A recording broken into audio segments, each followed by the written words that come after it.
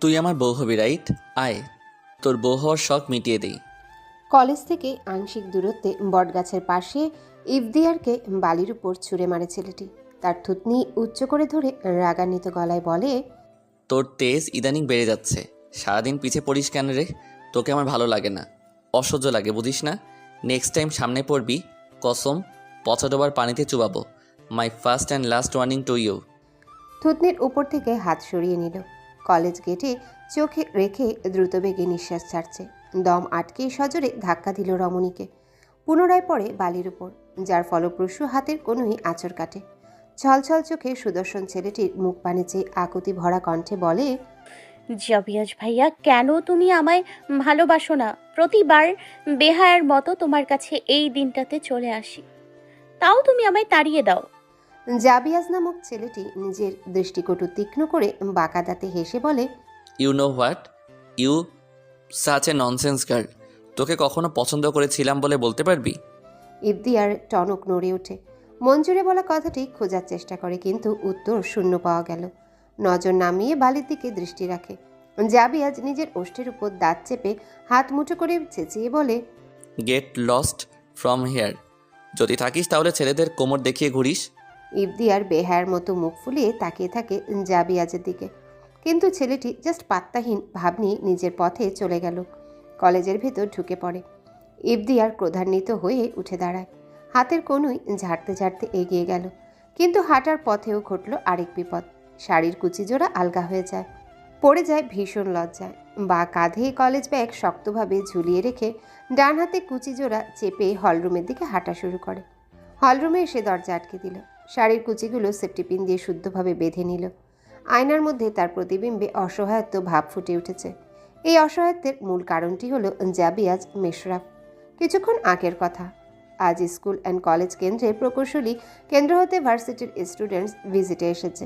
অনুষ্ঠান উপলক্ষে মূলত তাদের আশা।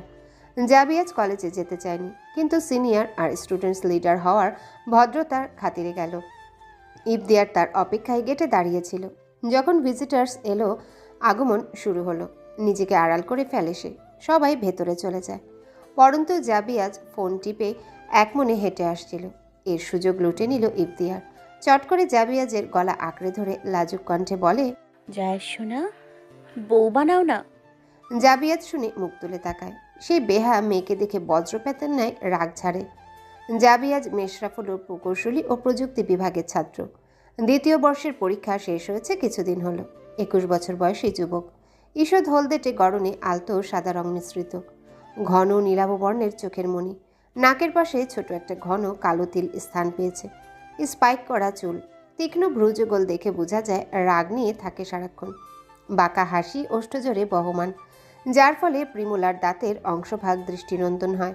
তার চালচলনে মেয়েদের অবস্থা কাহিল, কিন্তু তার স্বভাবে মেয়েরা বেশি কষ্ট পায়। জাবিয়াজ মেয়েদের ক্রাশ নামে এক প্রকার বাস। সে বাস দিতে পছন্দ করে। যদি মেয়েরা স্বেচ্ছায় কিছু করতে আসে, ব্যাস মহাভারত অতিষ্ঠ করে তোলে। গম্ভীর বদরাগী হওয়ায় মেয়েরা ভয়ে মিশে না। সে শুধু নিজের বন্ধুমহলের সঙ্গে হাসিতে মেতে থাকে। ছেলেটির ভাবনায় ডুবে থাকায় বান্ধবীকে খেয়াল করেনি ইফতিয়ার। স্বয়ং তিয়ানা এসে জাপটে ধরে। তার জাপটে ধরার বদ অভ্যাসটা কখনো পরিবর্তন হবার নয়। এমন জাপটে ধরা ইফতিয়ার ভয়ে চিৎকার করে দিল। তিয়ানা ভ্রুকুচকে বিরক্তিসূচক কণ্ঠে বলে, দোস্ত, তোর ভাবা ছাড়া আর কোনো কাজ নেই? যখন তখন ভাবতেই থাকিস কেন? কলেজের বার্ষিক জনপ্রিয়তা অনুষ্ঠান শেষের পথে, আর তুই এখানে হাঁ করে ভাবতেই আছিস। ইফতিয়ার গাল ফুলিয়ে তিয়ানার হাত খিচে ধরে অভিমানী কণ্ঠে বলে, আমি হাঁ করে ভাবি তো তুই গু খাইয়া ভাবিস। ইয়েলো, আমি কি করলাম? এই জন্যই বলে মানুষের ভালো করতে নেই, পরবর্তীতে খোটা নিজেকেই খাইতে হয়। তিয়ানার দিকে তীক্ষ্ণ দৃষ্টি ফেলায় সে বেচারি হকচক খেয়ে গেল। ইফতিয়ার হাত ধরে বাচ্চামো চেহারায় বলে, সরি, এবার চল মহারানী, না হলে আমাদের লাভার বাবু তোর লাভে অজ্ঞান হবে। ধ্যাত, কিসের লাভার? ওই টাকলু বেটা আমার কিচ্ছু লাগে না, চত্ব সব। তিয়ানা হু হু করে হেসে ইফতিয়ারের সঙ্গে অনুষ্ঠানে প্রবেশ করে। তারা মঞ্চের সামনে বসেছে। এখানে সবার বসার সিট বরাদ্দ করে রাখা হয়েছে। বিধায় তিয়ানা আর ইফতিয়ার সিট একে অপরের সঙ্গে পড়েছে। তিয়ানা মজা নেওয়ার পাশাপাশি তাকিয়ে দেখে একটা ক্যাফে খোলা আছে। সেখানে খাবারের যাবতীয় জিনিস আয়োজন করে রাখা হয়েছে। ইফদিয়ারকে অপেক্ষা করতে বলে সেখানে গেল। মঞ্চের খানিক সামনের দিকে দৃষ্টি দিল। তৎক্ষণাৎ চোখাচোখি হলো জাবিয়াজের সঙ্গে ইফদিয়ার। অসহায়ের মতো লজ্জায় মাথা নত করে ফেলে, যা দেখে জাবিয়াজ বিরক্তিতে মনে ব উচ্চারণ করে। মঞ্চে শুরু হয়েছে আঞ্চলিক নাটক। দুজন স্বামী বউ নাটকের সাজ নিয়ে বেশভূষায় প্রকাশ করছে আঞ্চলিকতা। ইফদিয়ার বেশ বোরিং ফিল করছিল। তার উপর তিয়ানাকে না দেখে রাগে ভ্রু কুঁচকে এলো। বিরক্তি নিয়ে উঠে পড়ে। বিড়বিড় করে তিয়ানাকে অকথ্য ভাষায় গালি দিয়ে বলে, তিনাইয়ের ঘরে তিনাই যাবি তুই কিনতে আসতে লাগাবি 1 বছর। একবার হাতে পাই এমন কেলানি দিব, জীবনে কেনার তৃষ্ণা মিটিয়ে দেব। বজ্জাত মহিলা। তিয়ানাকে ক্যাফেতে একটা ছেলের সঙ্গে ফটর ফটর করতে দেখে রেগে গেল। তিয়ানা হেসে এসে যখন পরখ করে ইফতিয়ারকে, তখন ভয়ে শুকনো ঢোক গিলে ছেলেটাকে বলে, আপু তুমি এখন যাও, রাতে কল দেব, ঘূর্ণিঝড় আসতেছে। ছেলেটা ব্যাককলের ন্যায় মুখ করে বলে, ঘূর্ণিঝড় ভার্সিটির মধ্যে কেমনে আসবে? আরে ভাই ভাগতো, না হলে আমার সঙ্গে তুইও মরবি রে গাধা। ছেলেটা অবুজের মতো চেহারা করে চলে গেল। ইফদিয়ার হেসে বুকের উপর হাত গুজে সরু দৃষ্টি নিয়ে বলে, তোর কি ফ্লাইটিং করার শখ কখনো মিটবে না? দেখ দোস্ত, এখন বয়সটাই ফ্ল্যাটিং সিটি বাজানো প্রেম করার। সেখানে তোর মতো ক্যাবলা হলে আর জামাই বানানো লাগবে না। ইফদিয়ার দ্বিগুণ রেগে বলে, তোর ফ্লাইটিং এর 14 গোষ্ঠী কিলাই মানছি আমি ভদ্র মেয়ে, তাই বলে অপমান শোনাবি? শুকরিয়া আদায় কর আল্লাহর, যে শুধু শোনাচ্ছি দেখাচ্ছি না বলে। মেহেরবানি জানাবোন। তবে রে হারামজাদি। ইফদিয়ার তিয়ানাকে ক্যাফের বাহিরে গিয়ে ছুটাছুটি করতে থাকে। 5 তলার ছাদ থেকে খুব সূক্ষ্ম আবেগে চেয়ে আছে জাবিয়াজ। রমণীকে তার মন মাঝারে দারুণ লাগে, কাছে আসতে লাগে বিরক্ত। এর বিজ্ঞান ভিত্তিক যুক্তি কি হতে পারে কে জানে। হয়তো কোনো পীড়ন দেয়ালের মতো চলে আসে। দীর্ঘশ্বাস ছেড়ে ছাদের দেয়ালে হেলান দিল। স্ত্রীর উপর তেতো মনোভাব নিয়ে চল লাগিয়ে দিল জনাব আহসান। মিসেস জাবিয়া খাতুন চোখ নামিয়ে চোখের জল ছেড়ে দিলেন, কিন্তু ভাবান্তর হলো না আহসানের মুখমণ্ডলে। বিরক্তির কণ্ঠে বলে ওঠেন, ইউ আর মাই ওয়াইফ। তোর উচিত ছিল মদের বোতলগুলো রেখে দেওয়া। তুই শালি কুত্তি মহিলা, কি করলি? সোজা নালার পানিতে ফেলে দিলি। তোর হাতে বাঁধে নাই ব্যাপারটা? আহসান বলে মিসেস জাবিয়ার চুল টেনে ঝাড়ি দিতে লাগলেন, কিন্তু পরক্ষণে দরজার বাহির থেকে টমটমের পিপির শব্দে ছেড়ে দিলেন। সোফায় সোজা হয়ে গিয়ে বসে পড়েন। পত্রিকা হাতে নিয়ে সাধু সেজে অভিনয় শুরু করলেন। মিসেস জাবিয়া তখনও ফুপিয়ে কাঁদছিলেন। এতে চোখ রাঙিয়ে তাকালেন আহসান। মিসেস জাবিয়া ভীতিমনে রান্নাঘরে চলে গেলেন। মেয়ে বাসায় প্রবেশ করার আগেই মুখমণ্ডল পরিষ্কার করে নিলেন। রান্নাঘরে কাজের বুয়া হালিমা ওষ্ঠ চেপে নিজের মালকিনকে বলে, জাবিয়া ফা হান্না থামান, মাইয়া দেখিলে বড় সাহেব আরো মারিব। জাবিয়া চুপটি করে শুনে বলে, মেয়ে আছে বলেই তো আমার অস্তিত্ব আছে, না হলে সেই কবে কাফন জড়িয়ে নিতাম। আফা এমন কইরেন না, দেখবেন একদিন সব ঠিক হইব। জাবিয়া উত্তরে তার ছেলের হাসি দিল। এই একদিন আসতে আসতে যদি মরণ হয়ে যায়। দরজা ঠেলে হাসি মুখে ভিতরে প্রবেশ করে তাদের মেয়ে। আহসান শয়তানি হেসে মেয়ের সামনে এসে দাঁড়ায়। ইফতিয়ার বাবাকে দেখে মুখটা কঙ্কালের ন্যায় করে নিল। হাসিটা যেন উবে গেল। বাবা নামক মানুষটাকে সে ঘৃণার চোখে দেখে। আহসান হাসি বজায় রেখে বলেন, মা, আমার টাকা এনেছিস? ইফতিয়ার ক্রোধ বেড়ে যায়। ব্যাগ থেকে 1000 টাকা বের করে হাতে ধরিয়ে রুমে চলে গেল। আহসান টাকা নিয়ে সোজা বেরিয়ে পড়েন। এখন মদ কিনে গিলার পরই বাসায় ফিরবেন। ইফতিয়ার কান্না চেপে মেঝের উপর বসে পড়ে। তার জীবনটা স্বাভাবিক নয়, নরক লাগে এই বাসায়। টিনের ছাদের নিচে পরিবার হয়ে থাকলেও ভেতরে নির্যাতন ছাড়া কিছুই পায় না। আহসান বুহিয়ান আর জাবিয়া খাতুন এর মেয়ে ইফতিয়ার বুহিয়ান। এবার এসএসসি পরীক্ষার্থী, বয়স 16 হয়েছে। দুধে আলতা গায়ের রং, ঘন কালো রঙের চোখের মণি, উষ্ণ রেশমি চুল, মুচকি হাসি দিলে প্রাণবন্ত রূপসী মনে হয়। ভ্রুযুগলে তৃপ্ততা ফুটে ওঠে। মেয়ের চঞ্চলতায় প্রতিবেশীরা বিয়ের প্রস্তাব দেয়, কিন্তু প্রতিবার নাকচ করে দেয় ইফতিয়ার। সে চায় প্রতিষ্ঠিত হতে। স্বপ্ন একটাই, একজন সফল ডক্টর হওয়া। তার মাকে এই নরক থেকে বের করে সুন্দর বাড়ি আর জীবন করে দেওয়াই যেন মূল লক্ষ্য। এর পরিবর্তে তার মনের কোনায় সুপ্ত অনুভূতি সবসময় টান হয়ে ওঠে। সেটি হলো জীবনসঙ্গী হিসেবে জাবিয়াজকে পাওয়া। সে জানে না আদৌ পাওয়া সম্ভব কিনা, তবুও তার প্রার্থনার ইতি নেই। ইফতিয়ার ব্যাগটা সরিয়ে কাবার্ড থেকে একটা বক্স বের করে। বক্সটা খুলে সেখানে রাখা লকেটটা হাতে নিল। বুকের মাঝে চেপে ধরে কান্না মিশ্রিত গলায় বলে, আই লাভ ইউ আজ, আই রিয়েলি লাভ ইউ। আপনাকে পেতে যদি সাগরে ডুব দিতে হয় তাহলে সেটাও দিব। ইফদিয়ার লকেটটা সযত্নে রেখে দিল কাবার্ডে। আকাশি রঙের 3 পিস বের করে ওয়াশরুমে ঢুকে গেল। কিছুক্ষণ পরে তার টিউশনে স্যার আসবে। দরজায় কটকট শব্দে ইফদিয়ার তোয়াল মাথায় পেঁচিয়ে কাপড় ঠিক করে খুলে দিল। নিজের মাকে হড়মড়িয়ে ঢুকতে দেখে খানিক চমকে ওঠে। মায়ের গালে ফোলা ভাব দেখে বুঝতে বাকি রইল না যে ফোলা ভাবটা জ্বরের কারণে। মাকে টেনে বসিয়ে ব্যথানাশক মলম বের করে, গালে যত্ন করে লাগিয়ে দিয়ে অনুরোধক কণ্ঠে বলে, আম্মা কাল থেকে প্লিজ তুমি আব্বার মদের বোতল ফেলে দিও না। প্রতিবার ফেলে চড় খাওয়াটা কি খুব জরুরি? দেখো না ওই নিষ্ঠুর আব্বা তোমাকে তপ্তা বানিয়ে দেয়। মিসেস জাবিয়া ম্লান হেসে বলেন, তোর আব্বারে ছাড় দিলে তো মৃত্যু ডেকে আনবো নিজের। তখন সংসারটা থেমে যাবে, তোর পড়াশোনা থেমে কাঙ্গাল হতে হবে। ইফদিয়ার কপাট রাগ রেগে কিছু বলে না, কারণ সত্য তার মায়ের কথাটা। কিন্তু তার অপছন্দ বিষয় হলো আহসানের মদ গিলাটা। কুহু কুহু কাশির শব্দে চোখ গেল দরজায়। টিউশনি স্যার চলে এসেছেন। হাতে উচ্চতর গণিত আর ইংলিশ বই চেপে ধরেছেন। মিসেস জাবিয়াকে দেখে সৌজন্যমূলক কণ্ঠে সালাম দিলেন। মিসেস জাবিয়া পড়ার জন্য বসতে বলে চলে গেলেন নাস্তার আয়োজন করতে। ইফদিয়ার সংকোচে মাথায় তাড়াতাড়ি ঘোমটা টেনে নিল। টিউশনি স্যারের হড়বড়িয়ে রুমে প্রবেশ করাটা সে মোটেও সহ্য করে না। তবু আহসান সাহেবের পূর্ব পরিচিত হলেন জনাব নাহিমুল্লাহ স্যার, মানে তার টিউশন স্যার। দাঁত কেলিয়ে হেসে তিনি ইফদিয়াকে বলেন, আরে ইফু, এমন ঘোমটা টেনে নিজেকে ঢেকে রাখো কেন? দেখতে একদম বুড়ি লাগে। এখন যেভাবে ওড়না হালকাভাবে গায়ে পেঁচিয়েছিলে সেভাবে রাখলে ফকাফক সুন্দরী লাগে। স্যারের লাগামহীন কথাগুলো ইফদিয়ার মনে ভীতির সাথে ঘৃণা তৈরি করছে। ওনার মুখের মধ্যে পারলে তো স্ট্যাপলার করে দিত সে। মনের ইচ্ছা দমে রেখে পড়তে বসে। তোমার কানের দুলটা আমার খুব পছন্দের। হঠাৎ বলে নাহিম স্পর্শ করে ইফদিয়ার কানে। সোজা হয়ে দাঁড়িয়ে যায় সে। শরীরে ঘৃণ্য পুরুষের স্পর্শ পাওয়ায় নজর সরিয়ে নিল। নাহিম বোকার মতো চেহারা বসতে ইশারা করলেন। বাধ্য মেয়ের মতো বসে পড়ে ইফদিয়ার। এছাড়া তার উপায় নেই। টিউশনির জন্যে অন্য স্যার রাখতে বললেও মানবে না তার বাবা আহসান সাহেব। নাহিম খুব দৃঢ়স্থ কণ্ঠে পড়া বুঝাচ্ছেন। পড়া বোঝানো শেষ হলে তিনি ঘোর লাগা দৃষ্টিতে পরখ করেন ইফদিয়ারকে। ইংরেজি খাতায় প্রশ্নের উত্তর লিখছে সে। হাতের লেখা অপরিচ্ছন্ন হচ্ছে, কারণ তার ষষ্ঠ ইন্দ্রিয় জানান দিচ্ছে এই স্যার তার দিকেই তাকিয়ে আছে। কাপা হাতে লিখে যাচ্ছে, লেখার গতি কমাচ্ছে না। মিসেস জাবিয়া হালিমাকে ট্রের মধ্যে জুস, চা আর বিস্কুট সাজিয়ে দিতে বলে। মালকিনের আদেশ মতো সে সাজিয়ে দিল। নাস্তা নিয়ে যেই রুমে প্রবেশ করলেন তখনই নাহিমুল্লাহকে হকচকিয়ে খেতে দেখলেন। নাহিমের এহেন কাণ্ডে সন্দেহ জাগে মিসেস জাবিয়ারের মনে। তবুও পাত্তা না দিয়ে নাস্তা দেখিয়ে টেবিলে রাখলেন।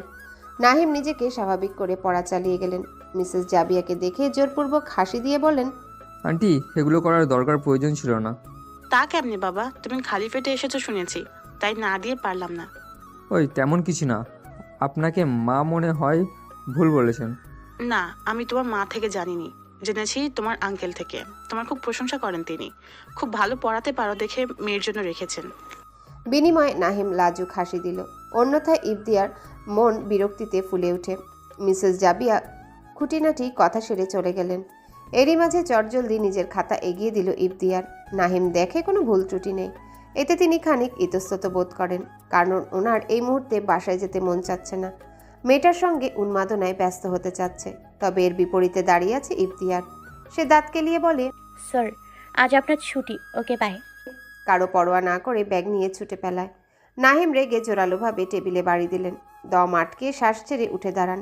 বাসার পথে রওনা দিলেন। ইফদিয়ার তার পুকুর পাড়ে এসে বসে পড়ে। কান্না পাচ্ছে তার। উচ্চ গলায় চিৎকার করে গালি দিতে মন চাচ্ছে নাহিম নামক ওই টিউশনি স্যারকে, যে কিনা পূর্ব পরিচিত হওয়ায় স্পর্শ করার স্পর্ধা দেখিয়েছেন। পুকুর পাড়ের পানিগুলো খানিক লালচে হলদেটে রঙের। নাক সিটকানো ভাব চলে আসে। সেই সঙ্গে পচা দুর্গন্ধ ভেসে আসছে পুকুরের মধ্যে দিয়ে। চৌপাশে চোখ বুলিয়ে একটা টিউবওয়েলের দৃষ্টি গেল। সেখানে গিয়ে টিউবওয়েল চেপে ধরে পানি নিয়ে 2-3 বার কান পরিষ্কার করে। কানের যে অংশে স্পর্শ করেছিল নাহিম, সেই অংশ পরিষ্কার করে করে লাল করে ফেলে। চোখ দিয়ে অনর্গল অশ্রুসিক্ত হচ্ছে। একটা ছোট বাচ্চা বেলুন আর চকলেট বিক্রি করছে। সে পুকুর পাড়ের পাশে ফুটপাত দিয়ে হেঁটে যাচ্ছিল। কোনো কিছুর সঙ্গে পা লেগে যায় তার। হালকা আর্তনাদে ফুপিয়ে কেঁদে ওঠে। ইফদিয়ারের মায়া হলো। সে নিজের বুকে চাপা কষ্ট দমে নিয়ে এগিয়ে গেল।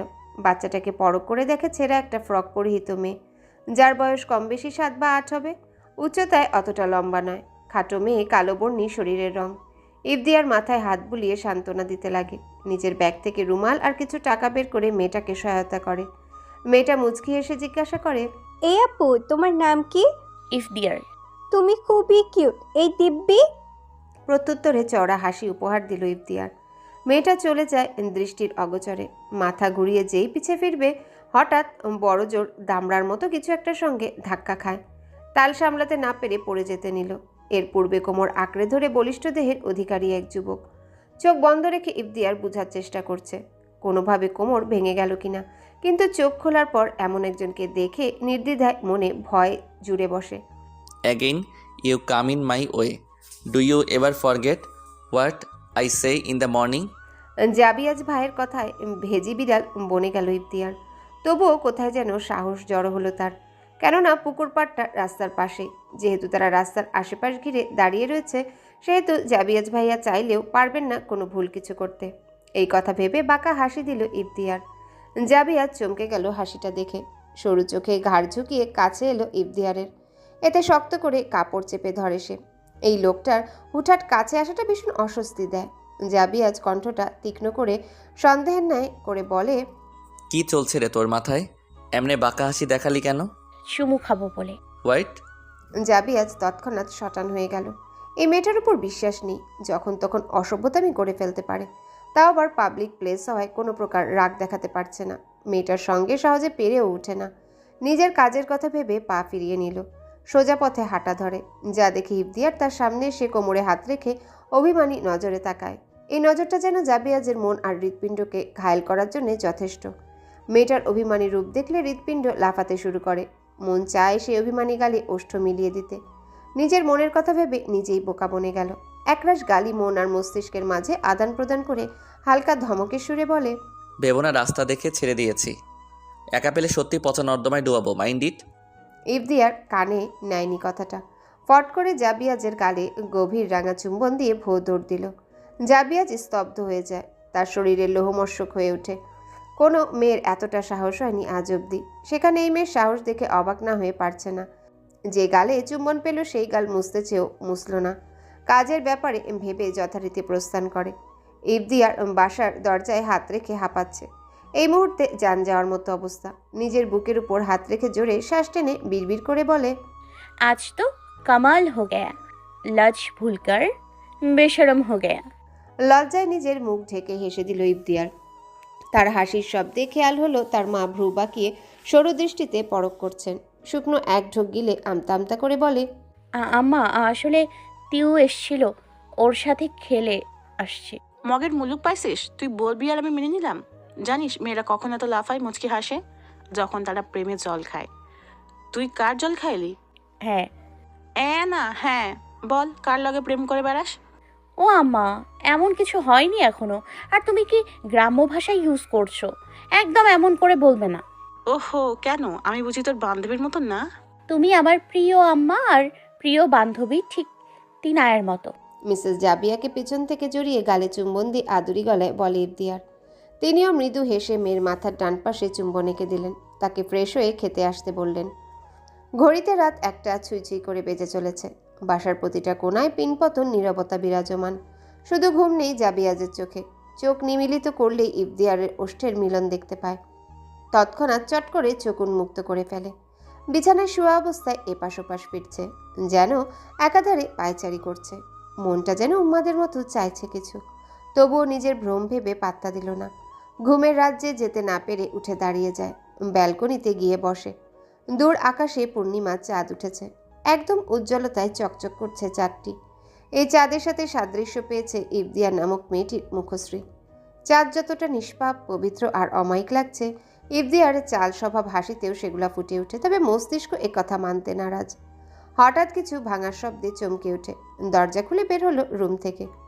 ড্রয়িং রুমে এসে দেখে জনাব রবিউল মেশরাফ কিছু খুঁজছেন। বাবাকে এলোথেরাপি খুঁজতে দেখে ঘাবড়ে গেল। তড়িঘড়ি গিয়ে বাবাকে আঁকড়ে ধরে। রবিউল সাহেব ছেলের স্পর্শ পেয়ে উঠে দাঁড়ান। জাবিয়াজ খুব শক্ত কণ্ঠে বলে, ড্যাড, তুমি কোন জ্ঞানে ভাঙা গ্লাস তোলার চেষ্টা করছিলে? আজ যদি কোনোভাবে কাজ তোমার শরীরে ঢুকে পড়তো, ভেবেছো কি হতে পারতো? রবিউল সাহেব ছেলের অভিমান বুঝে মৃদু হেসে বলেন, বাবা, এত ভাবিস কেন? কাঁচ ভেঙেছি, সেই স্বাদে তোলার চেষ্টা করাটা কোনো অপরাধ নয়। রাইট, অপরাধ নয়, বরং ঘোরতর অপরাধ। তোর মুন্ডুরে বাবা, অন্ধ বুড়া বলে এমন করবি? আর এইগুলো সামান্য কাজ, তুলতে গেলে কিছু হবে না আমার। রবিউল সাহেবের কথায় চোখ ভিজে এলো জাবিয়াজে। তৎক্ষণাৎ জড়িয়ে ধরে, চোখের পানি পড়তে দিল না। কিভাবে দেবে? ছেলেরা তো কঠোর হৃদয়ের হয়ে থাকে। কান্না, অশ্রু, জল, এই বিপরীত শব্দগুলি যেন তাদের চোখে বেমানান। রবিউল সাহেবের খেয়াল হলো কথার ছলে কি বলে ফেলেছেন। ছেলের মাথায় হাত বুলিয়ে আদুরি কণ্ঠে বলেন, বাবা, মাফ করিস। কখনো কখনো ভুল কথা বলে ফেলি। এর অর্থ তোকে কষ্ট দেওয়া নয়, বরং রাগ করে মুখ ফসকে আসাটাকে বোঝায়। তোর প্রতিটা কথা সঠিক, যা আমি অস্বীকার করছি না। কিন্তু বাবা, ইচ্ছে করে সবকিছু ছুঁয়ে বুঝতে পারার ক্ষমতা কেমন তা জানার। ড্যাড, তুমি চিন্তাই করো না। তোমার চোখের অপারেশন করাতে যত বড় বড় ফর্মালিটিস পূরণ করতে হয় করব আমি, তাও তোমার চোখের উজ্জ্বলতা ফিরিয়ে আনবো। রবিউল সাহেব প্রত্যুত্তরে ছেলের অগোচরে তাচ্ছিল্যের হাসি দিলেন। জাবিয়াজ পানি গ্লাসে ঢেলে নিজের বাবাকে দিল। ওনাকে সযত্নে রুমে ছেড়ে নিজের রুমে চলে আসে সে। রবিউল সাহেব ছেলের যাওয়ার শব্দ শুনে কাঁথা হাতড়িয়ে বুক বরাবর টেনে নিলেন। চোখ খোলা রইলেও যেন নেই কোনো রশ্মি সেই চোখ কোঠরে। নিভে গিয়েছে সেই চোখের রশ্মি প্রায় 3 বছর আগে। পুরোনো কথা ভাবতেই ওনার চোখের পাতা বেয়ে গড়িয়ে পড়ে যাচ্ছে অশ্রু। বা হাতে চোখের কোনা মুছে ঘুমানোর চেষ্টা করেন, কিন্তু ঘুম হানা দেওয়ার আগে ফোনের তীব্র ভাইব্রেশনে নড়ে উঠলেন। বালিশের পাশে ফোন হাতড়িয়ে বের করে কানে ধরলেন। কল রিসিভ হতেই কারো প্রশ্বাসের শব্দ শুনতে পান। আনমনে মৃদু হেসে জিজ্ঞাসা করেন, কেমন আছেন? উত্তরে অপর পাশের জন কিছু বললেন না, ভাবলেশীন রয়ে যায়। রবিউল সাহেব হতাশায় কল কেটে দিলেন। এমন হওয়াটা অস্বাভাবিক নয়। তিনি জানেন কলদাতা ওনার গভীর সম্পর্কের কেউ, তাই প্রতিবার কলে তিনি জিজ্ঞাসা করেন। ফলাফল শূন্য পেলে কল রেখে দেন। পুনরায় কল আসে না, তবে রাতের এই সময় উক্ত ব্যক্তির কলের অপেক্ষায় থাকেন। হোক না কণ্ঠ শুনতে পেলেন না, তবে নিঃশ্বাসের শব্দটা তো শুনতে পেরেছেন। প্রাণটা স্বাচ্ছন্দ্যে ভরে যায় তখন। বিছানায় গা হেলিয়ে ভাবনায় ব্যস্ত হয়ে পড়ে জাবিয়াজ। আনমনে ঠোঁটের কোণায় বিড়বিড় করে বলে, কাল পরশু কন্ট্যাক্ট করতে হবে অস্ট্রেলিয়ায়। ডাক্তার আজাদ আঙ্কেলের পরামর্শে ফর্মালিটিস পূর্ণ করে ড্যাডকে নিয়ে যেতে হবে। তার আগে অস্ট্রেলিয়ার কন্ডাক্টর থেকে নোটিশ রুলস কালেক্ট করতে হবে। পরের দিন ভার্সিটিতে জাবিয়াজ সিটে বসে আছে। তার পাশে বন্ধুগণ মেতে আছে নানান সংলাপে, কিন্তু সে ব্যস্ত জীব প্রযুক্তির গবেষণায়, অর্থাৎ বায়োজেনেটিক প্রকৌশল নিয়ে কাজ করছে। অবশ্যই সে প্রকৌশল আর প্রযুক্তি বিষয়ক textile engineering and biomedical engineering নিয়ে পড়ছে। তবুও বায়োমেডিক্যাল ইঞ্জিনিয়ারিং বিষয়টিকে দৃঢ়ভাবে প্রদর্শন করতে জেনেটিক ইঞ্জিনিয়ারিং অ্যান্ড বায়োটেকনোলজি নিয়েও চর্চা করছে। বন্ধুদের মধ্যে জাবিয়াজের বান্ধবী শ্রেয়িতা সবাইকে উদ্দেশ্য করে বলে, দোস্ত, নিরামিষের রসিকতা কবে জন্মাবে রে? এখনো দেখ কেমনে বই নিয়ে পড়ে আছে। দোস্ত, এই বলদ বিদ্যাসাগরের বলদ। জাবিয়াজ বিনা বাক্যে শুধু গম্ভীর দৃষ্টি ফেলে। সঙ্গে সঙ্গে তার দ্বিতীয় বন্ধু ফেরদৌস ঠাট্টার সুরে বলে, কি মিয়া, রসিকতা খাওয়াবেন? এমন লোক দিচ্ছেন কেন? শালা মস্কারি করস? আয় তোকে রসিকতার মোলার রস খাওয়াই, হারামির দল। ছি ছি, আমি গে নয় বুঝলি। কারে তুই গিয়ে কেন হবি? তুই যে গন্ডাল। হে হে করে সকলে হেসে ওঠে। ফেরদৌস মুখ ফুলিয়ে অন্যদিকে নজর ফেলে। এক জায়গায় তার চোখ আটকে যায়। শয়তানি হেসে বলে, যাবো বাবুরা, এক্ষুনি রসকস মুরগির মাংস খাওয়ার মুড চলে আসবে ওই মাইয়ারে দেখা। শ্রেয়িতা দোস্তের কথায় অনুসরণ করে দেখে, সেও তাল মিলিয়ে বলে, পুচকি ভাবি চলে এসেছে রে, দেখ দেখ কেমনে উকি মারতেছে জাবু রাজার উপর। জাবিয়াজের মুখ দেখে বোঝা যাচ্ছে না যে সে খুশি নাকি বিরক্ত হলো। শান্ত নজরে ঘাড় ঘুরিয়ে পিছে তাকায়। তৎক্ষণাৎ পালিয়ে গেল ইফদিয়ার। ইরফান জাবিয়াজের হিংসা হয় কিনা পরীক্ষা করতে বলে ওঠে, আই ওয়ান্ট টু লাভ হার। ইফদিয়ার ভীতু নয়নে তাকিয়ে আছে। হৃৎপিণ্ড ধরাম ধরাম করে লাফাচ্ছে। আকস্মিক অদৃশ্য মুখোশধারী লোক সেজে কেমনে আসলো জাবিয়াজ ভাই, তা ভেবে পাচ্ছে না সে। শুকনো এক ঢোক গিলে দৃষ্টি নত করে। ফাঁকা ক্লাসরুমে বেঞ্চে টেবিলের উপর বসে আছে জাবিয়াজ ভাই। তার সম্মুখে অপরাধীর মতো দাঁড়িয়ে আছে ইফদিয়ার, যেন কোনো অপরাধ করে ফেলেছে সে। তার শাস্তিস্বরূপ যাবৎ 2 ঘন্টা ধরে দাঁড়িয়ে আছে। পা ধরে এসেছে ইফদিয়ার, দাঁড়ানোর ক্ষমতা লোপ পাচ্ছে। অন্যদিকে জাবিয়াজ আনমনে শয়তানি হাসিকে হেসে কুটি কুটি অবস্থা। যখন দেখে রমণীর অবস্থা কাহিল হচ্ছে, তখন হাতে স্পর্শ করে টান দিল। ইফদিয়ার এতক্ষণ স্থির থাকায় তার পা জমে গিয়েছিল। অতএব টান খাওয়ার পায়ের স্থিরতা ভেঙে হুড়মুড় খেয়ে পড়ে জাবিয়াজের কোলে। কানের কাছে মুখ নিয়ে যুবকটি ফিসফিসানো কণ্ঠে বলে, don't dare to love any boys, rather I will finish you. Ifdiyar রাগ চওড়া হলো। পাইসি কি তোকে, কোনো গরু যে রাখালের মতো কাটাবে? মনের মেজাজ বিগড়ে চেঁচিয়ে ওঠে, পাইছেন কি? হ্যাঁ, আমি কি আপনার বাসায় পালিত করু? হ্যাঁ, যখন যা বলবেন তাই শুনবো। I love you met. এই ছোট্ট 3টি শব্দ বোঝেন না, উল্টা আসছেন উপদেশ মারাতে। জাবিয়াজ শান্ত দৃষ্টিতে রমণীকে পর্যবেক্ষণ করছে। রমণী ঠোঁট নাড়ানো যুবকের অন্তরালে নেশা জড়িয়ে দিচ্ছে। শার্টের কলার ঠিক করে চোখ ঘুরিয়ে ভাব এনে বলে, আমার কোলে থেকে আমাকেই চিল্লাচ্ছ? It's a bad manners. চাইলে তুলে আছাড় মারতে পারি, কিন্তু পরে বোঝা আমারই উঠানো লাগবে, তাই ছাড় দিয়েছি। ধর গিয়ে বাঁশ খা। এক ছোট্ট লড়কি কি দিল কি বাত নেহি সমঝতা। আসলে বলদ কোথাকার। জাবিয়াজ শুনে গম্ভীর রক্তিম দৃষ্টি নিয়ে তাকায় ইফদিয়ারকে আর পায়কে। তৎক্ষণাৎ রুম থেকে ছুমন্তর হয়ে গেল। জাবিয়াজ না হেসে পারল না, আনমনে দরজার দিকে পরখ করে বলে, যে ব্যক্তিত্বের ধন্যাঢ্যে নিজের সর্বনাশ পেয়েছি, সেই ধন্যাঢ্যের মূল অংশ তুমিতে ভরপুর। তাহলে সেই নারী কি তুমি, যার মধ্যে দেখেছি নিজের সর্বনাশ? না, কখনো নয়। তুমি তো রইলে আমার এক অসভ্য সম্ভাবী নারী। 1 মিনিট, আমি কি কবি হয়ে গেলাম? জাবিয়াজ নিজের কথায় ব্যাককেলের মতো চেহারা করে নিল। হিসেব মেলানো দায়। তার মন যা চায় এর বিপরীতে গিয়ে দাঁড়ায় কেন্দ্রীয় স্নায়ুতন্ত্রের স্ফীত অংশ মস্তিষ্ক। আচ্ছা, হৃৎপিণ্ডের ধুকপুক কি প্রিয় মানুষকে দেখে গভীরতার রূপে তীব্রভাবে ধুকপুক করে ওঠে, নাকি এতে কোনো এক প্রকার অসুখ মিশ্রিত, যে অসুখে প্রেমিক পুরুষ সর্বগ্রাস্তিত হয়ে পড়ে? অসুখ কি আদৌ মন্দ নাকি ভালো? জাবিয়াজ নিজের মনে করা প্রশ্নের সমাধান চায়। যা পাওয়া ইতিমধ্যে দুষ্কর। মেয়েটা কোনো হৃদয় হরণী নয়, বরং ইরিটেটিং ভেবেই জাবিয়াজ ফাঁকা রুম থেকে বেরিয়ে ক্লাসের উদ্দেশ্যে রওনা হলো। ইফদিয়ারকে পুরো স্কুল খুঁজে হয়রান হয়ে গেল তিয়ানা। গেটের বাহিরে একবার উকি মেরে দেখে লাভ হলো না। ইফদিয়ারের ছায়ামূর্তিও নেই। কোথায় যে গেল মেয়েটা? চিন্তায় অসীমতা পেরিয়ে যাচ্ছে তার। ফোন বের করে কল দিল। রিসিভ হতে গালির বর্ষণ শুরু করে তিয়ানা। ওই শালি, তুই আজ স্কুলের ভেতরে আয়। চুটিয়ে যদি নোংরামি না বের করি, আমার নাম তিয়ানা না।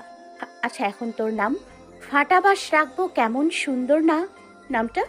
ওই, তুই আমার লগে ফাজলামি করছিস? কখন থেকে খুঁজে যাচ্ছি, আত্মা পাত্তা কিছু আছে?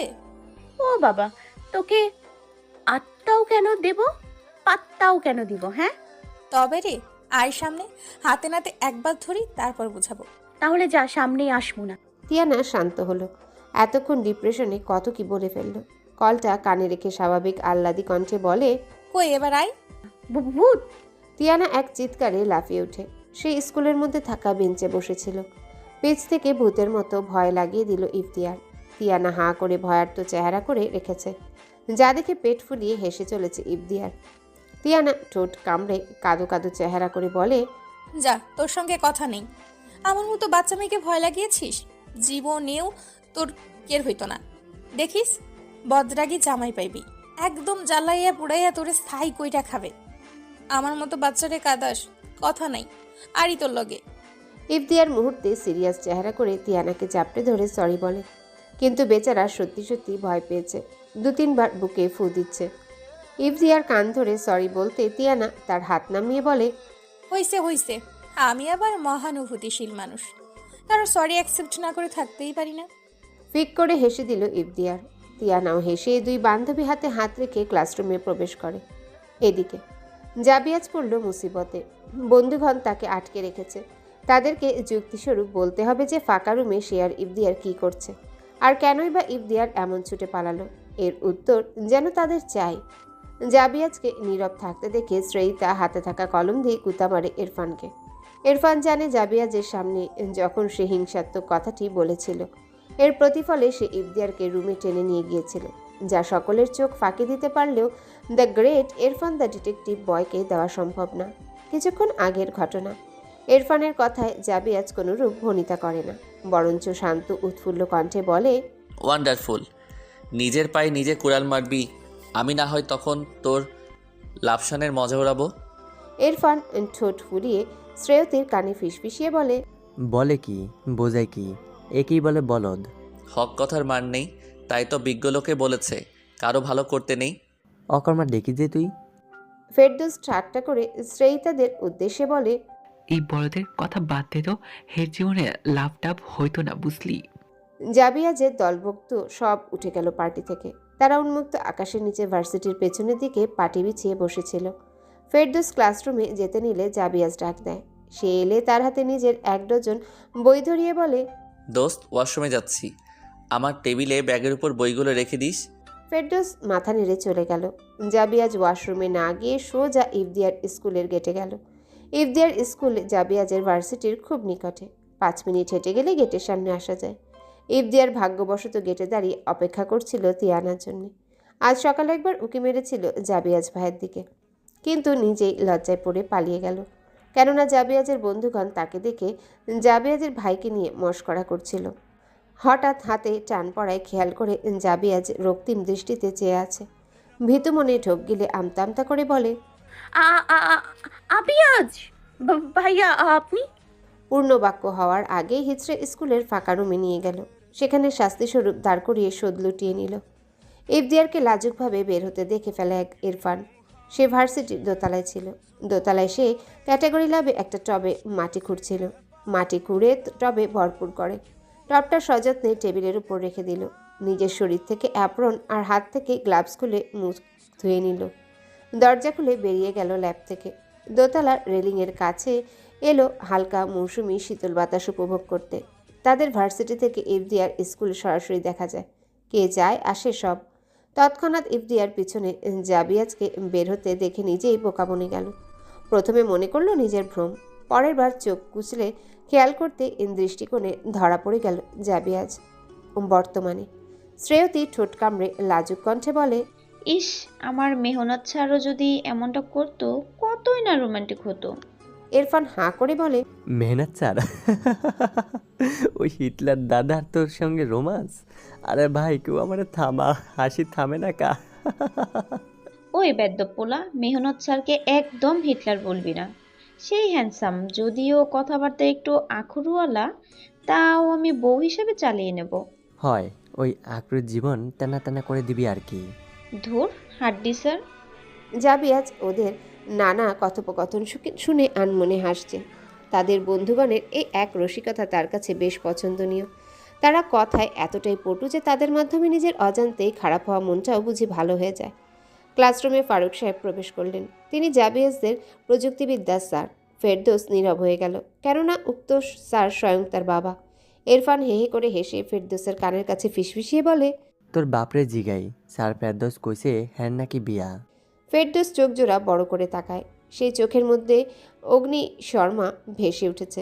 সে শক্ত করে চাপড় মারে ইরফানের পিঠে। সে মুখ চেপে ব্যথা প্রশমন করে বলে, স্কুল শেষে তিয়ানা রিকশার জন্য অপেক্ষা করছে। স্কুলের গেটের পাশ দিয়ে ইরফান বাইক করে যাচ্ছিল। ইতিমধ্যে তিয়ানাকে দেখে থেমে যায়। সন্ধ্যা হতে চলেছে, মেয়েটা এখনও বাসায় যায়নি। কোনো সাহায্যের প্রয়োজন নেই তো। নিজের মতো ভেবে ইরফান বাইক ঘুরিয়ে তিয়ানার সামনে আসে। হঠাৎ হেলমেট পরিহিত এক যুবককে দেখে ভয়ে আত্মা কেঁপে ওঠে তিয়ানার। চৌপাশে চোখ ঘুরিয়ে চিৎকার দেওয়ার জন্য প্রস্তুতি নিল। যদি কোনো অসভ্যতামি করে তাহলে হরতাল করে দেবে। হেলমেট মাথা থেকে খুলতেই তিয়ানার চোখ জোড়া উজ্জ্বল হয়ে গেল। পলকও পড়ছে না, অন্যমনস্ক হয়ে পড়েছে। ইরফান মুচকি এসে নিজের মাথার চুল নেড়ে বলে, I know, I am summing, please close your mouth, অন্যথা মাসি ঢুকে যাবে। তিয়ানা লজ্জায় মুখ বন্ধ করে ফেলে। ইরফান হালকা কেশে বলে, নিড এনি হেল্প? আপনি অনেকক্ষণ যাবৎ অপেক্ষা করছেন দেখলাম।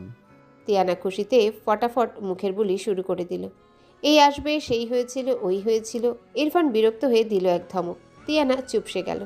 আমতা আমতা করে বলে, সরি, আসলে আমার বাসা নওরাপুরে। এ শহরে হোস্টেলে থাকি। স্কুলের বাস এখনো আসেনি, তাই অপেক্ষা করছিলাম। Are you mad? এখন সন্ধ্যা হচ্ছে, বাস চলে গিয়েছে সেই দুপুরে। তিয়ানা চমকে তাকালো। চোখ জোড়া কান্নার মতো করে অসহায় কণ্ঠে বলে, এবার আমার কি হবে? বাইকে বসো, ঠিকানা বলো, পাঠিয়ে দিব। তিয়ানার ভরসা করতে ইচ্ছে হচ্ছে ছেলেটার উপর। দেখতে সিনিয়র, গুড লুকিং লাগে, তবে চরিত্র খারাপ হবে না ধারণা করে নিল। ঠিকানা দিয়ে বসে পড়ে। পুকুর পাড়ের বসি নিয়ে বসে আছে ইফদিয়ার। তার মন চাচ্ছে না আজ টিউশনি পড়তে। এর অবশ্য কারণ আছে। কারণটা যে নাহিম স্যার। তিনি কলে বলেছিলেন আজ যেন সে শাড়ি পরতে বসে। কোনো স্যারের মুখে এমন কথা শুনে কার না খারাপ লাগবে, যেখানে স্যারটা শুধু তার টিউশনি স্যার বটে। মনে মনে জাবিয়াজকে ভেবে বলে, পুরান পাগলে ভাত পায় না, নতুন পাগলের আমদানি। নতুন পাগলটা যে নাহিম স্যারকে উদ্দেশ্য করা বলে দিল। স্কুল থেকে গোসল সেরে লং ফ্রক পরেছে, পানিতে ফ্রকের নিচের অংশ ভিজে টইটুম্বর। মাছ ধরার সময় সে বেখেয়ালি হয়ে পড়ে, নানান সংলাপ নিয়ে ভাবান্তর হয়। তার এই অসাবধানতার ফলে যে বিপদ ঘটতে চলেছে বিন্দুমাত্র ধারণা নেই ইফতিয়ার। জাবিয়াজ ওষুধ কিনতে ফার্মেসিতে এলো। তার বাবা জ্বর এসেছে দুপুর থেকে, নাপা এক্সট্রা কিনে বের হয়ে গাড়িতে বসবে। এর পূর্বে মেলি চিৎকার শুনে থেমে যায়। চোখ যুগল বিপরীত মোড়ে ঘুরিয়ে দেখে অবাক হয়ে গেল, নিজেকে দমে রাখতে না পেরে ছুটে যায়। পায়ের মধ্যে দড়ির ন্যায় কিছু পেঁচিয়ে যাওয়ায় পানির মধ্যে তলিয়ে যেতে লাগে ইফতিয়ার।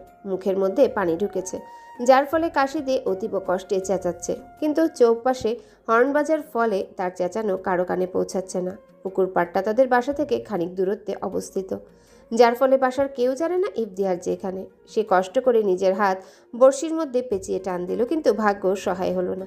বড়শির দড়িটা যে লোহার উপর পেঁচানো ছিল সেটা ঢিলে হয়ে খুলে পড়ে যায়, যার কারণে ইফতিয়ার পুনরায় তলিয়ে যেতে লাগে। পুকুর পাড়টা বেশ চওড়া আর গভীরতম, যার ফলে কোনো কিছুর সঙ্গে আটকে গেল, সেটার অনুকরণে পানির গভীরতা ডুবে যায় মানুষ। ইফতিয়ার প্রাণের মধ্যে শীতল আভা ধরা বেঁধেছে। স্বয়ং আজরাইল বোধহয় তার সন্নিকটে আসার আহ্বান দিচ্ছে। তবুও কেন যেন তার অক্ষিগুলোকে তার মা আর জাবিয়াজের প্রতিচ্ছবি ভেসে উঠেছে। হ্যাঁ, এরাই তো তার প্রিয় মানুষ, এদের জন্যেই সে সব করছে। কিন্তু জাবিয়াজ, সে কি আদৌ তার প্রণয়ের অর্থ বুঝবে কি প্রণয়ের দহনে পুড়ে ছায়াকার হওয়া হৃদয়ের অনুভূতি?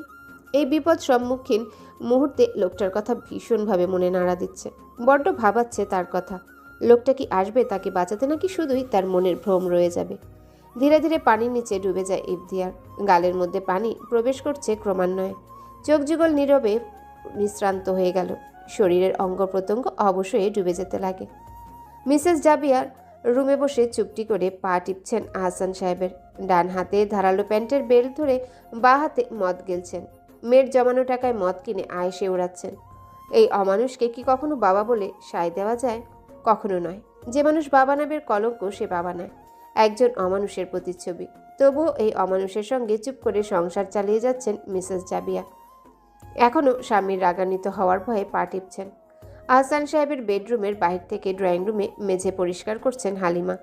আর চোখে কয়েকবার আহসান সাহেবের রুম পরখ করছেন তিনি, তাও ওনাদের চোখ ফাঁকি দিয়ে।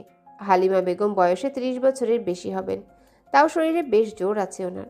শক্তপোক্ত হাতের বাহু হওয়ার সহজে কাজ করে হাঁপিয়ে ওঠেন না। অথচ মিসেস জাবিয়ারের বয়স কম বেশি 31 হবে, একটু কাজ করতেই হাঁপিয়ে ওঠেন। ওনার শরীর বেশ দুর্বল। মেয়ে থাকলে শরীরে সুস্থতা ভোগ করেন, কারণ মেয়ে তার ভালো করেই সেবা করে। অথচ যখন মেয়ে বাসায় থাকে না, তখন শুরু হয় স্বামীর অমানবিক অত্যাচার, যা মানসিকভাবে খুব কষ্ট দেয় ওনাকে। মেয়েকে শোনাতেও পারবেন না, কারণ এনি কড়া নিষেধ রয়েছে স্বামী আহসানের। তাই তো মুখ বুজে নিয়ে অশ্রুসিক্ত করা ছাড়া আর কোনো উপায় নেই ওনার। যদি নিজেকে যত্নে রাখতেন, তাহলে তিনিও হতেন হালিমার মতো।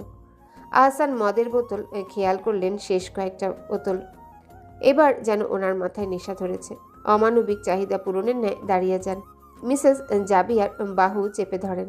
এতটা শক্ত করে ধরায় বেশ ব্যথা অনুভব করছেন তিনি। আমতা আমতা কণ্ঠে বলেন, কি খুঁজছেন আপনি?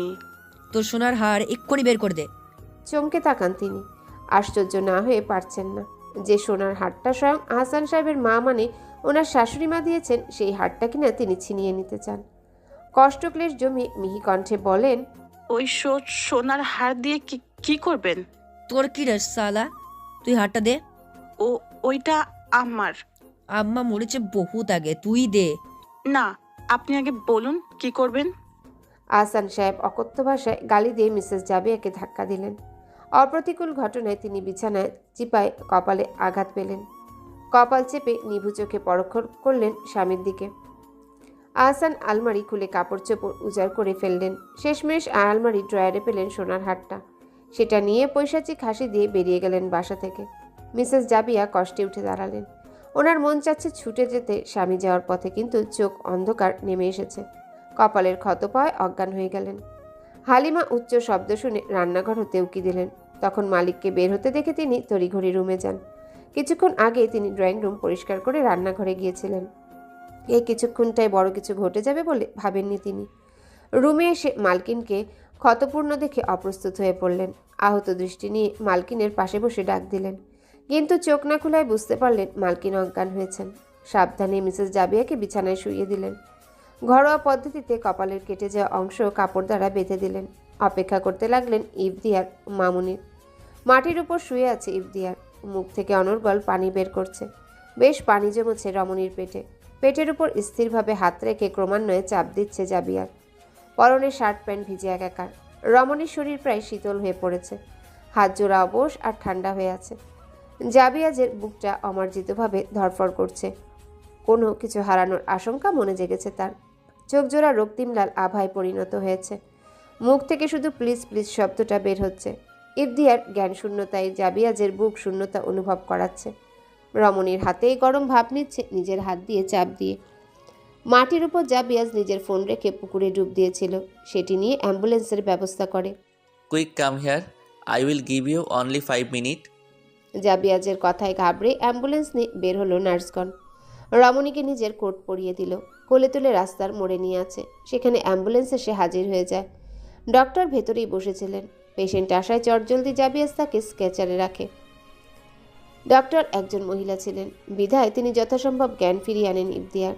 অ্যাম্বুলেন্সে করে হসপিটালে নিয়ে যেতে, কিন্তু জাবিয়াজের কথায় অ্যাম্বুলেন্সের প্রাথমিক চিকিৎসার ফলে জ্ঞান চলে আসে ইফদিয়ার।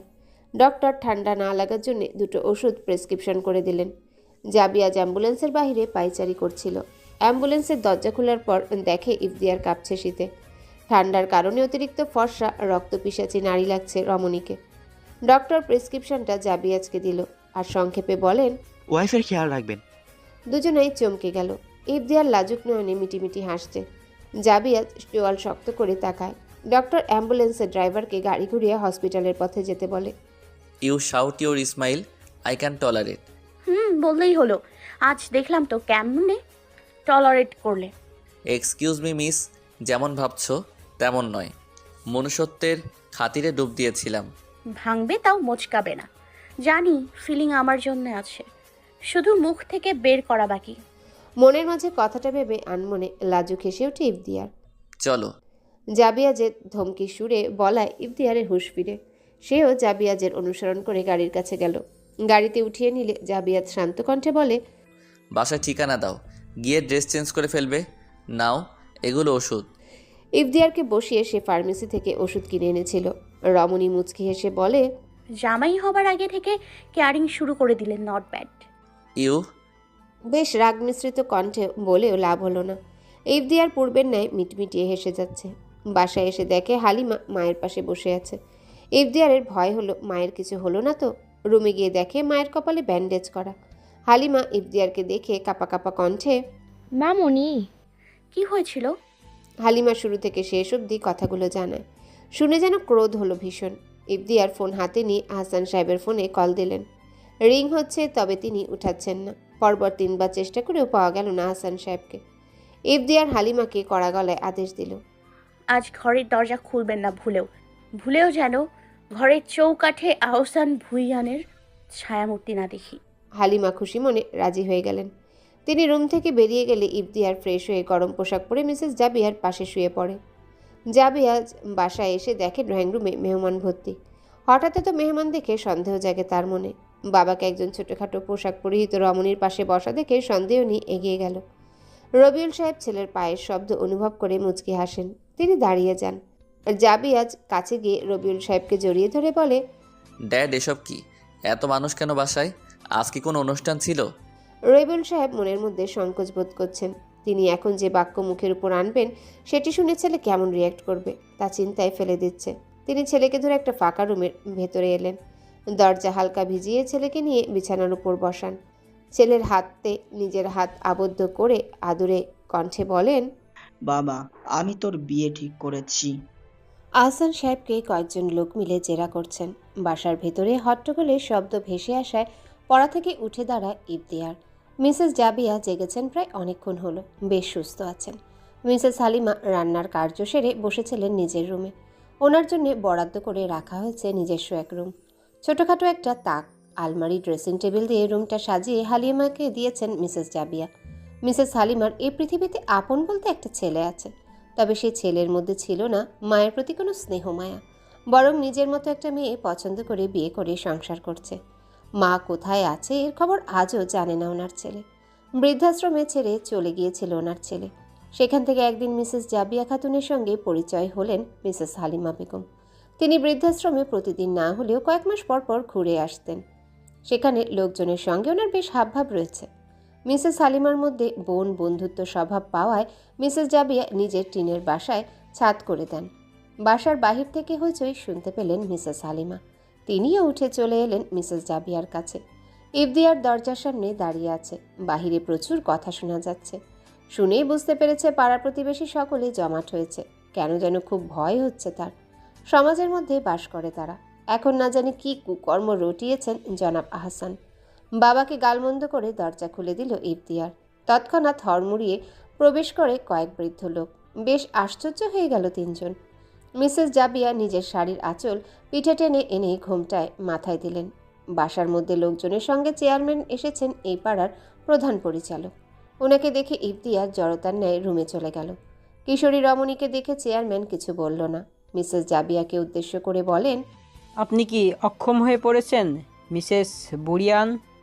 চেয়ারম্যান সাহেবের কথায় মিসেস জাবিয়া আর হালিমা চোখ তুলে তাকান। মিসেস জাবিয়ার গায়ে লোহমর্ষক হয়ে ওঠে। শরীরে কেউ যেন বড় জোর আঘাত করেছে এমন করুণ মনে হলো ওনার। করুণ দৃষ্টি নিয়ে আহত গলায় বলেন, এমন কেন বলছেন ভাই সাহেব?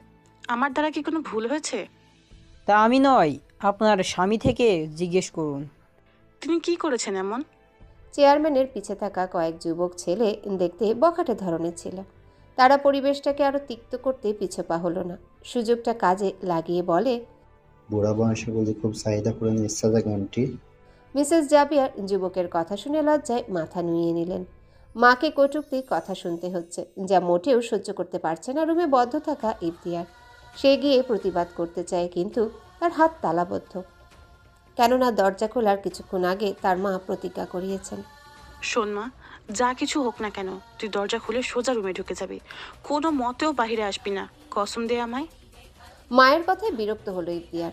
সে সোজাসুজি নাকচ করে দিল। কিন্তু মিসেস জাবিয়ার করা কঠিন মুখশ্রী দেখে চুপ করে প্রতিজ্ঞাবদ্ধ হয়ে পড়ে। ইফতিয়ার এখন নিজের চুল ছিঁড়তে মন চাচ্ছে। কেন যে মায়ের উপরে কথা বলতে পারেনি? আজ যদি বলতো তাহলে তার মাকে বাজে কথা শুনতে হতো না। কিন্তু সেও কি করবে?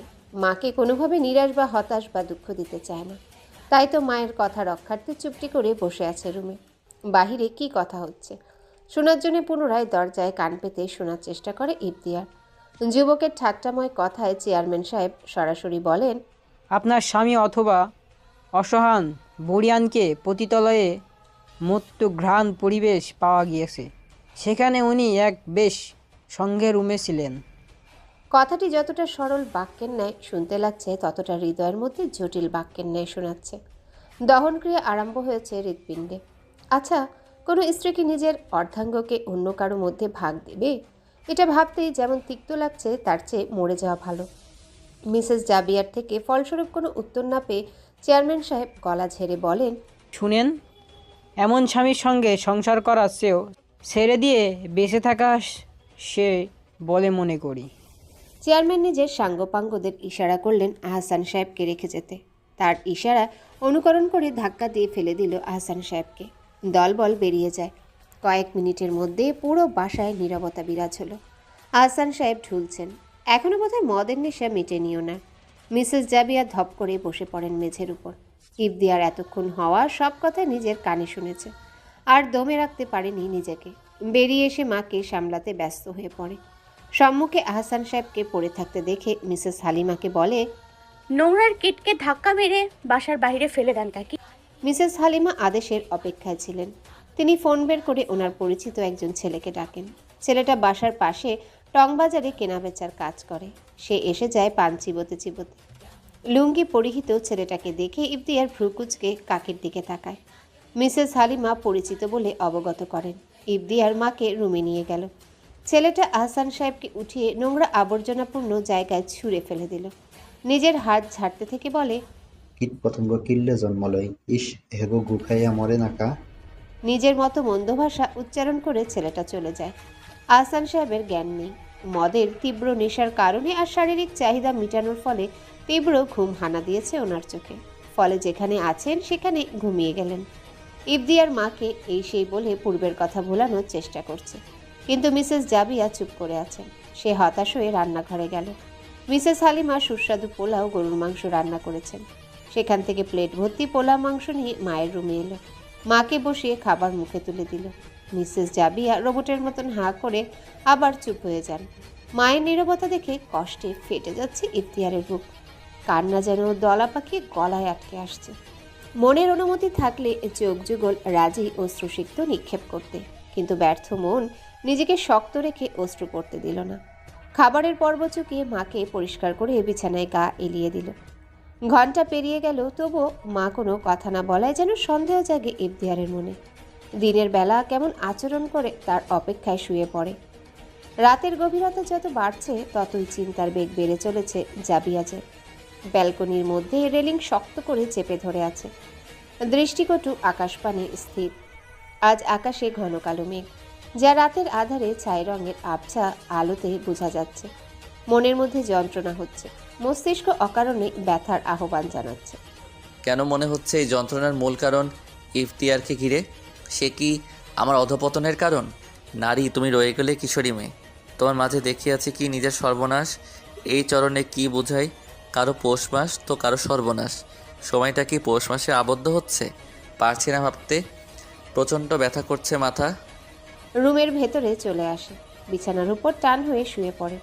ভাবতে থাকে আজকের ঘটনা, পূর্বের ঘটনা। বাবার মুখে বিয়ে নামক পবিত্র শব্দটি শুনে আশ্চর্য হয়ে পড়েছিল জাবিয়াজ। তাও আবার তার জন্যে মেয়ে ঠিক করেছে। সে ভাবল এই কেমন পরিস্থিতিতে আটকা পড়ল সে। রবিউল সাহেব ছেলের মুখের দিকে দৃষ্টি করে রেখেছে, তবুও আশানুরূপ কোনো জবাব পেল না। একরাশ হতাশায় সে ভিড় করে ওনার মনে। জাবিয়াজকে কখনো জোর করেনি রবিউল সাহেব, তথাপি ছেলেকে নিজের মন মতো চলতে দেন। কিভাবে পারবেন ছেলেকে প্রাপ্ত সুখ না দিয়ে পরপারে যেতে? হায়াত আছেও বা কতদিন? চোখে নেই কোনো প্রকার রশ্মি। কোনো না কোনো দিন অঘটনের ফলে পরপার নিশ্চিত হতেই পারে। এতে ছেলের কি দোষ? ছেলের একটা প্রাপ্ত সাংসারিক জীবন চাই ওনার ভাষ্যমতে। আকাঙ্ক্ষা নিয়ে স্থির বসে আছেন। আজ ওনার বন্ধুকে বিয়ের কথাবার্তার জন্য ডেকেছেন। বাহিরে বসা মেয়েটির পরিবার হলো রবিউল মেশারাফের বন্ধু জব্বার আহমেদ, এর পরিবার আর একমাত্র মেয়ে আয়েশা আহমেদ। জাবিয়াজ প্রফুল্ল চিত্তকণ্ঠে বলে, দেখো ড্যাড, আমি কখনো তোমার কথার খেলাফ হয়নি, তাই আজও হব না। শুধু বলবো তুমি আগে, তারপর আমার সংসার। তোমাকে আগেও বলেছি, এখনও বলছি, তোমার চোখের অপারেশন না করা অবধি আমি কোনো সংসারে লিপ্ত হব না। রবিউল সাহেবের মনে উৎকণ্ঠা ভর করল। তিনি আশ্বস্ত কণ্ঠে বললেন, তুই কি কাউকে পছন্দ করিস? মানে কাউকে ভালো লাগে? বাবার কথায় জাবিয়াজ চুপ হয়ে গেল। মনের মধ্যে একটা নাম উকিঝুঁকি হয়ে চলাফেরা করছে। তবে কার নাম? তার কোনো মেয়েকে পছন্দ হয়নি। জীবনের একমাত্র আসল জিনিস হলো অপ্রত্যাশিত জিনিস। অন্য সব কিছুই কেবল মায়া, মোহ আর মায়া দুটোই যেন ঘোর আপত্তি। দাম্ভিক ব্যক্তিত্ব ও মিষ্টি কথার মোহ, ভালোবাসা জড়িয়ে স্বপ্নে জড়ানো মোহ, এগুলো সত্যি বড় অদ্ভুত পরিস্ফুটন জীবনের। জাবিয়াজের ধ্যান ফিরে রবিউল সাহেবের ডাকে। অপ্রতিভ ভঙ্গিমায় না বলে চলে গেল। রবিউল সাহেব দীর্ঘশ্বাস ফেলে জব্বারকে বিষয়টি জানান। তিনি শুনে বলেন, সমস্যা নাই, ছেলের সঙ্গে পরিচিত হলাম, আলবাত সব ঠিক আছে। জব্বার সাহেব বিদায় নিয়ে চলে গেলেন।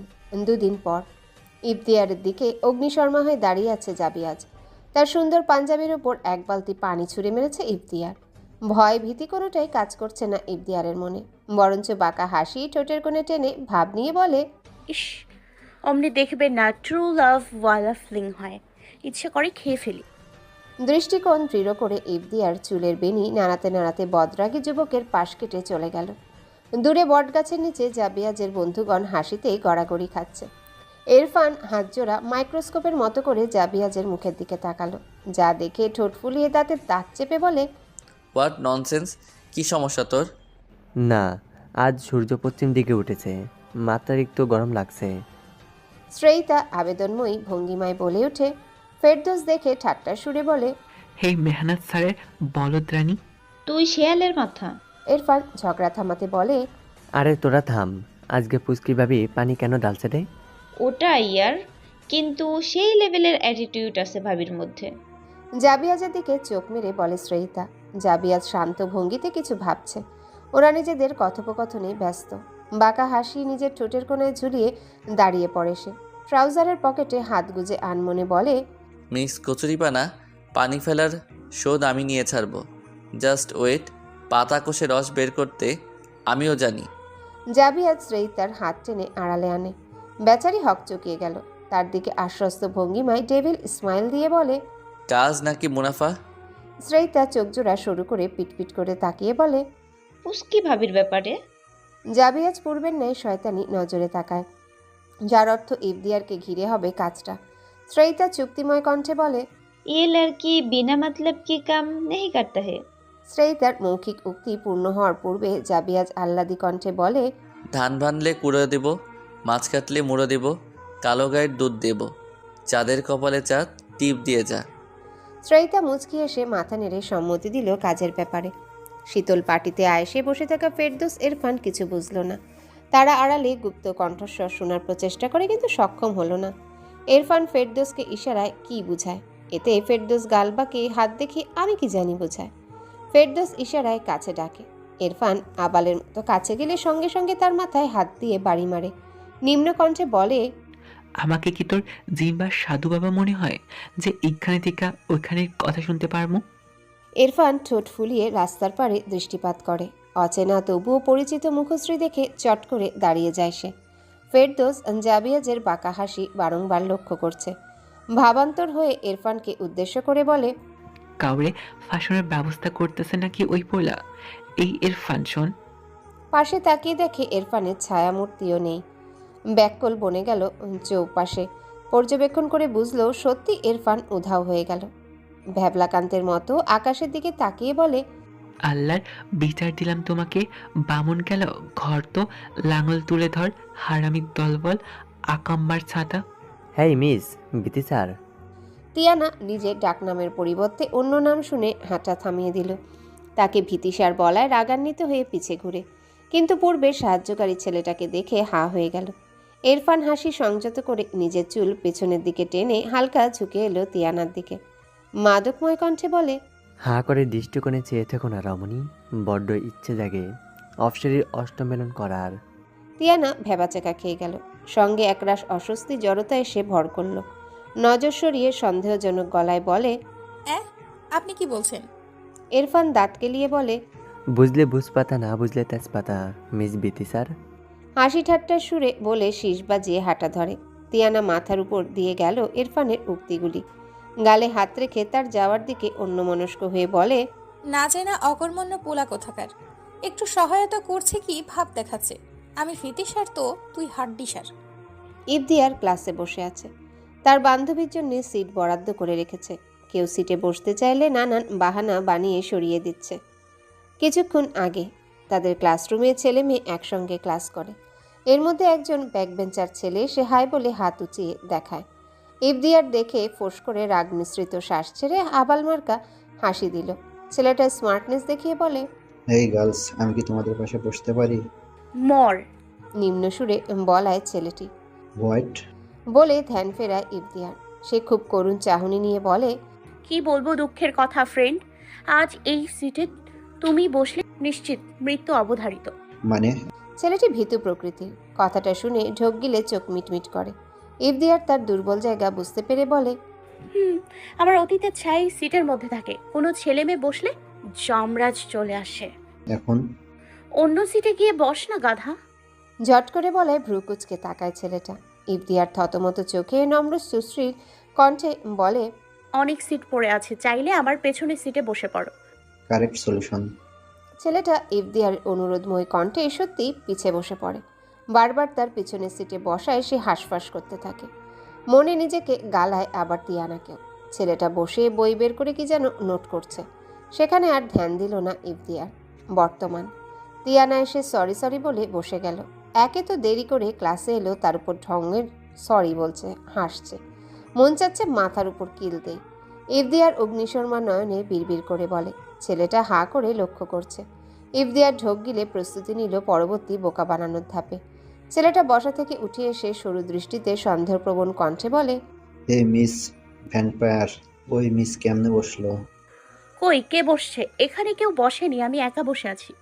ছেলেটা পরীক্ষা করতে স্পর্শ করতে চাইলে তিয়ানা ভ্রু বাঁকিয়ে তেজি ভাব নিল।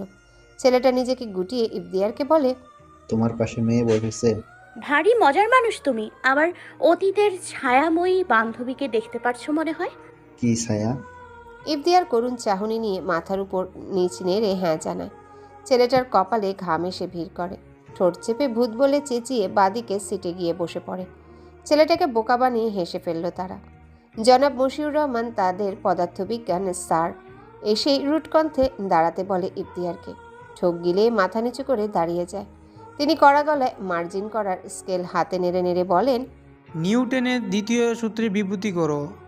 ইফতিয়ার স্যারের করা প্রশ্নের সমাধান সম্পর্কে নিশ্চিত, কিন্তু এই মুহূর্তে মুখে আনতে পারছে না। তার সাজানো মনের সমাধানটা তীব্র ভয় আতঙ্কের কারণে আগোছালো হয়ে পড়ল। তিয়ানা চুপ করে আছে। সে করুণ দৃষ্টি নিয়ে স্যারের দিকে তাকায়, কিন্তু মোটু ব্যাংমার্কা স্যার রাগী ভাব নিয়ে তার বান্ধবীর দিকে তাকিয়ে আছে। স্যার ধমকি দিয়ে ওঠেন। ইফতিয়ার কেঁপে উঠল। আহত কণ্ঠে বলে, স্যার আমি পারি, কিন্তু বলতে পারছি না। হাত পাতো। তিয়ানা চোখ বড় বড় করে তাকায়। ইফতিয়ার ভয়ে জড়সড় হয়ে পড়ে, যা দেখে তিয়ানা দাঁড়িয়ে যায়। মাথা নিচু অপরাধী কণ্ঠে বলে, স্যার, ইফতিয়ার কোনো দোষ নেই। ক্লাসে আপনি এসেছেন তা আমরা বুঝতে পারিনি, অতঃপর হাসাহাসি করছিলাম। চুপ থাকো তুমি, তোমাকে জিজ্ঞেস করেছি আমি। তিয়ানাকে চুপ করিয়ে স্যার ঠাস ঠাস করে দুটো স্কেলের বাড়ি দিল ইফতিয়ারের হাতে। ব্যথার তীব্রতায় হাতে যন্ত্রণা অনুভব করছে। লাল হয়ে দাগের উদয় হলো হাতের মধ্যে। চোখের কার্নিশ বেয়ে অশ্রুসিক্ত হলো। চোখের জল আসবেও না কেন? নরম অস্থির জোড়ায় যদি ধারালো লোহার জিনিস জোরে চালানো হয়, তাহলে অস্থি ভেঙে রক্তপাত হবেই। কড়া গলায় বসতে বলে নিজের জায়গায় গেলেন স্যার। পুনরায় পড়া বোঝাতে আরম্ভ করলেন। ক্লাস শেষ হলে ইফতিয়ারকে টেনে ক্যান্টিনে নিয়ে আসে তিয়ানা। ক্যান্টিনের আঙ্কেল থেকে বরফ সংগ্রহ করে ইফতিয়ারের পাশে বসে। তার হাতে নম্রভাবে বরফ ঘষা দিতে থাকে। গরম ব্যথাতুর জায়গায় ঠান্ডার আভাস পেয়ে হাতের যন্ত্রণা কমে আসে। তবুও যেন হাত নাড়তে অসুবিধা হচ্ছে। তিয়ানা কান্নাময় কণ্ঠে চেহারার বেহাল দশা বানিয়ে বলে, আমি সরি, বেস্টি হলাম অথচ তোকে বিপদে বাঁচাতে পারলাম না। আমায় ভুল বুঝিস না। দ্যাট কি বলিস তুই? বিপদে সৎভাবে সততা প্রয়োগ করেছিলি।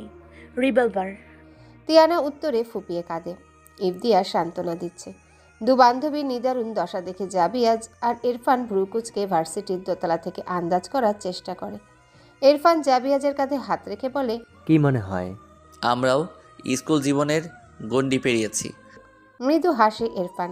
জাবিয়াজ শান্ত দৃষ্টিতে গুনছে ইফতিয়ার অশ্রুজল। রমণীর অজান্তে গালের মধ্যে দিয়ে গড়া 5-6 বিন্দুর স্বচ্ছ তরল দৃষ্টিনন্দন করছে।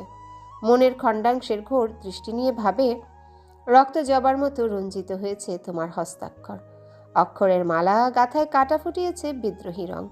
সেই রঙের ওপরে মিশ্রিত করিব একগুচ্ছ লাল গোলাপি রং। এসে পরশ বুলিয়ে দিও তোমার ব্যথাতুর হস্তাক্ষরে। আশ্বাস দিচ্ছি যন্ত্রণা ছিটে ফোটা রইব না আর। ভার্সিটি শেষ হওয়ার পর ইরফান জাবিয়াজকে খুঁজে, কিন্তু যুবককে পায় না। মূলত বাইক না নিয়ে আসায় জাবিয়াজের বাইকে করে বাসায় যেতে চেয়েছিল।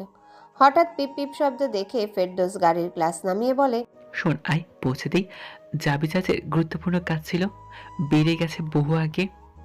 ইরফান হাফ শ্বাস ছেড়ে উঠে বসে। জাবিয়াজ বাইকে হেলমেট পরে বসে রইল, দৃষ্টি স্পর্শিকাতর রমণীর উপর।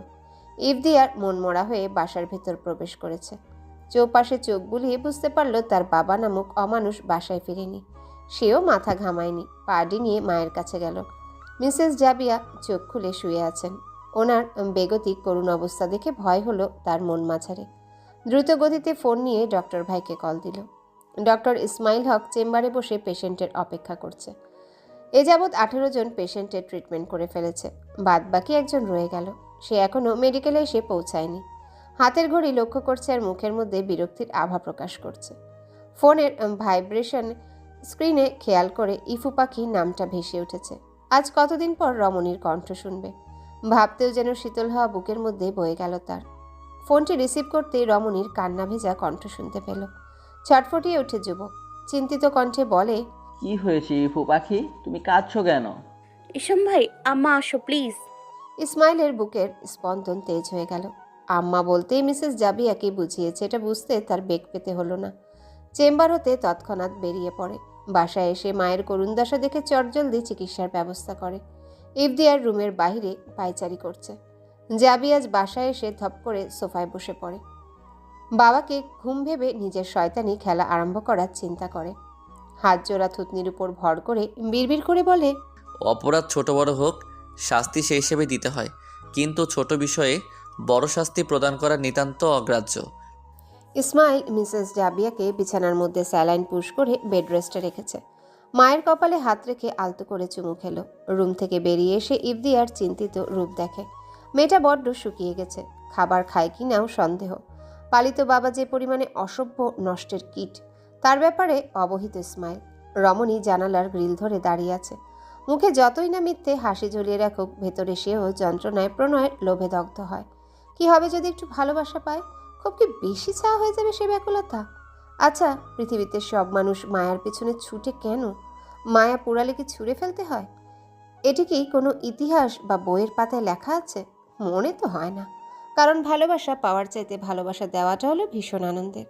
এই প্রণয়ের ঢেউ শুরু হয় দুটি হৃদয়ের সমন্বয়, যেখানে একটি ছাড়া অন্যটি অচল। কিন্তু হয়েছে বাস্তবতা। এই বাস্তবতা এত কঠিন যে কখনো কখনো বুকের ভেতর গড়ে তোলা বিন্দু বিন্দু ভালোবাসা অসহায় হয়ে পড়ে। নিজেকে বড্ড অসহায় লাগে যখন কঙ্কালিনী হয়ে প্রণয়িনী হতে ইচ্ছে করে জাবিয়াজ নামক মানুষটির। সে কি কখনো বুঝবে না হৃদয়ের দগ্ধ? হঠাৎ কাঁধে কারো শক্ত স্পর্শে ধ্যান ফিরে ইফদিয়ারের। একরাশ ভাবনা দূরে ঠেলে দিয়ে মাকে নিয়ে ব্যতিব্যস্ত হয়ে প্রশ্ন করল ইসমাইলকে, ভাই, আম্মা কেমন আছে? কি হয়েছে ওনার? বলবো, তার আগে আমাকে বলো কয়েকদিনে কি ঘটেছিল। মাথা নিচু করে ফেলে ইফতিয়ার। মনের আর মস্তিষ্কের লড়াই শুরু হলো। ব্যাকুল হয়ে বলতে মন চাচ্ছে, তবু হচ্ছে না বলা। কেমনে বলবে? ভাই তার ব্যস্ত মানুষ। রাত দিন পেরিয়ে যেতে না যেতে চেম্বার থেকে ডাক পড়ে। সদর চিন্তা ফেলে তখন সেবা প্রদানে ছুটে যেতে হয়। ইফতিয়ারকে নীরব দেখে ধমক দিল ইসমাইল। ইফতিয়ার ছলছল দৃষ্টি নিক্ষেপ করে জড়িয়ে ধরে হাউমাউ করে কেঁদে ফেলে। ইসমাইল প্রশস্ত অবস্থায় টু শব্দ বের করল না। বোনকে শান্ত হবার জন্য নীরবে আগলে নিল। ভাইয়ের পরর স্নেহে কষ্টের সব ঘটনা খুলে বলে। ইসমাইল দৃঢ় এক ঘৃণ্য মন ভাবে শ্বাস ছেড়ে আলতো করে গালে হাত রাখে ইফতিয়ারের। অনুশোচনাময় কণ্ঠে বলে, তোদের দোহাই খেয়ে পড়াশোনা করে এতটা ব্যাকুল হয়েছিলাম যে ভাবতেও পারিনি আমার সঙ্গে জঘন্য ঘটনা ঘটে যাবে। কিন্তু বোন আমার, তোকে আমি আগলে রাখবো।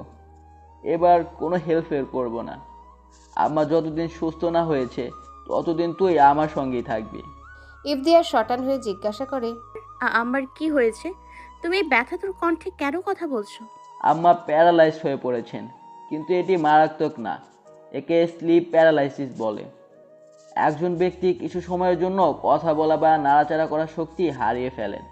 গভীর ঘুম ও জাগরণের মাঝামাঝি একটি স্নায়ুজড়িত সমস্যা। ঘুমের এই পর্যায়টিকে বলা হয় র্যাপিং আই মুভমেন্টস র্যাম।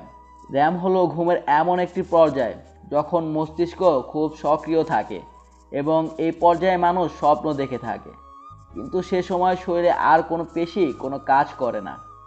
এ কারণে এ সময় মস্তিষ্ক সচল থাকলেও শরীরকে অসাড় মনে হয়, যেমন আম্মার হয়েছে। আব্বার জঘন্যতম কাজ তিনি সহ্য করতে পারেনি। এক মুহূর্তের জন্য ভেবেছিলেন এই বুঝি সব মিথ্যা, তবে সব সত্য বুঝতে পেরে ঘুমের মধ্যে প্যারালাইজ হয়ে পড়েছেন। ইফতিয়ার মূর্তির মতন দাঁড়িয়ে রইল। তার মাঝে কঠিন পরিস্থিতির সম্মুখীন হয়ে শয্যাশায়ী হবেন ধারণা করার মতন নয়। ইসমাইল বোনকে বসিয়ে মিসেস সালিমাকে পানি আনতে বলে। তিনি মালকিনের কথা শুনে আঁচলে মুখ গুজে কাঁদছিলেন, তবুও নিজেকে গুটিয়ে রেখেছিলেন। ছোট সাহেবের কথায় পানি নিয়ে হাজির হলো। ইসমাইল পানি এগিয়ে দিল বোনের দিকে। ইফতিয়ার ঢকঢক করে পানি খেয়ে নিল।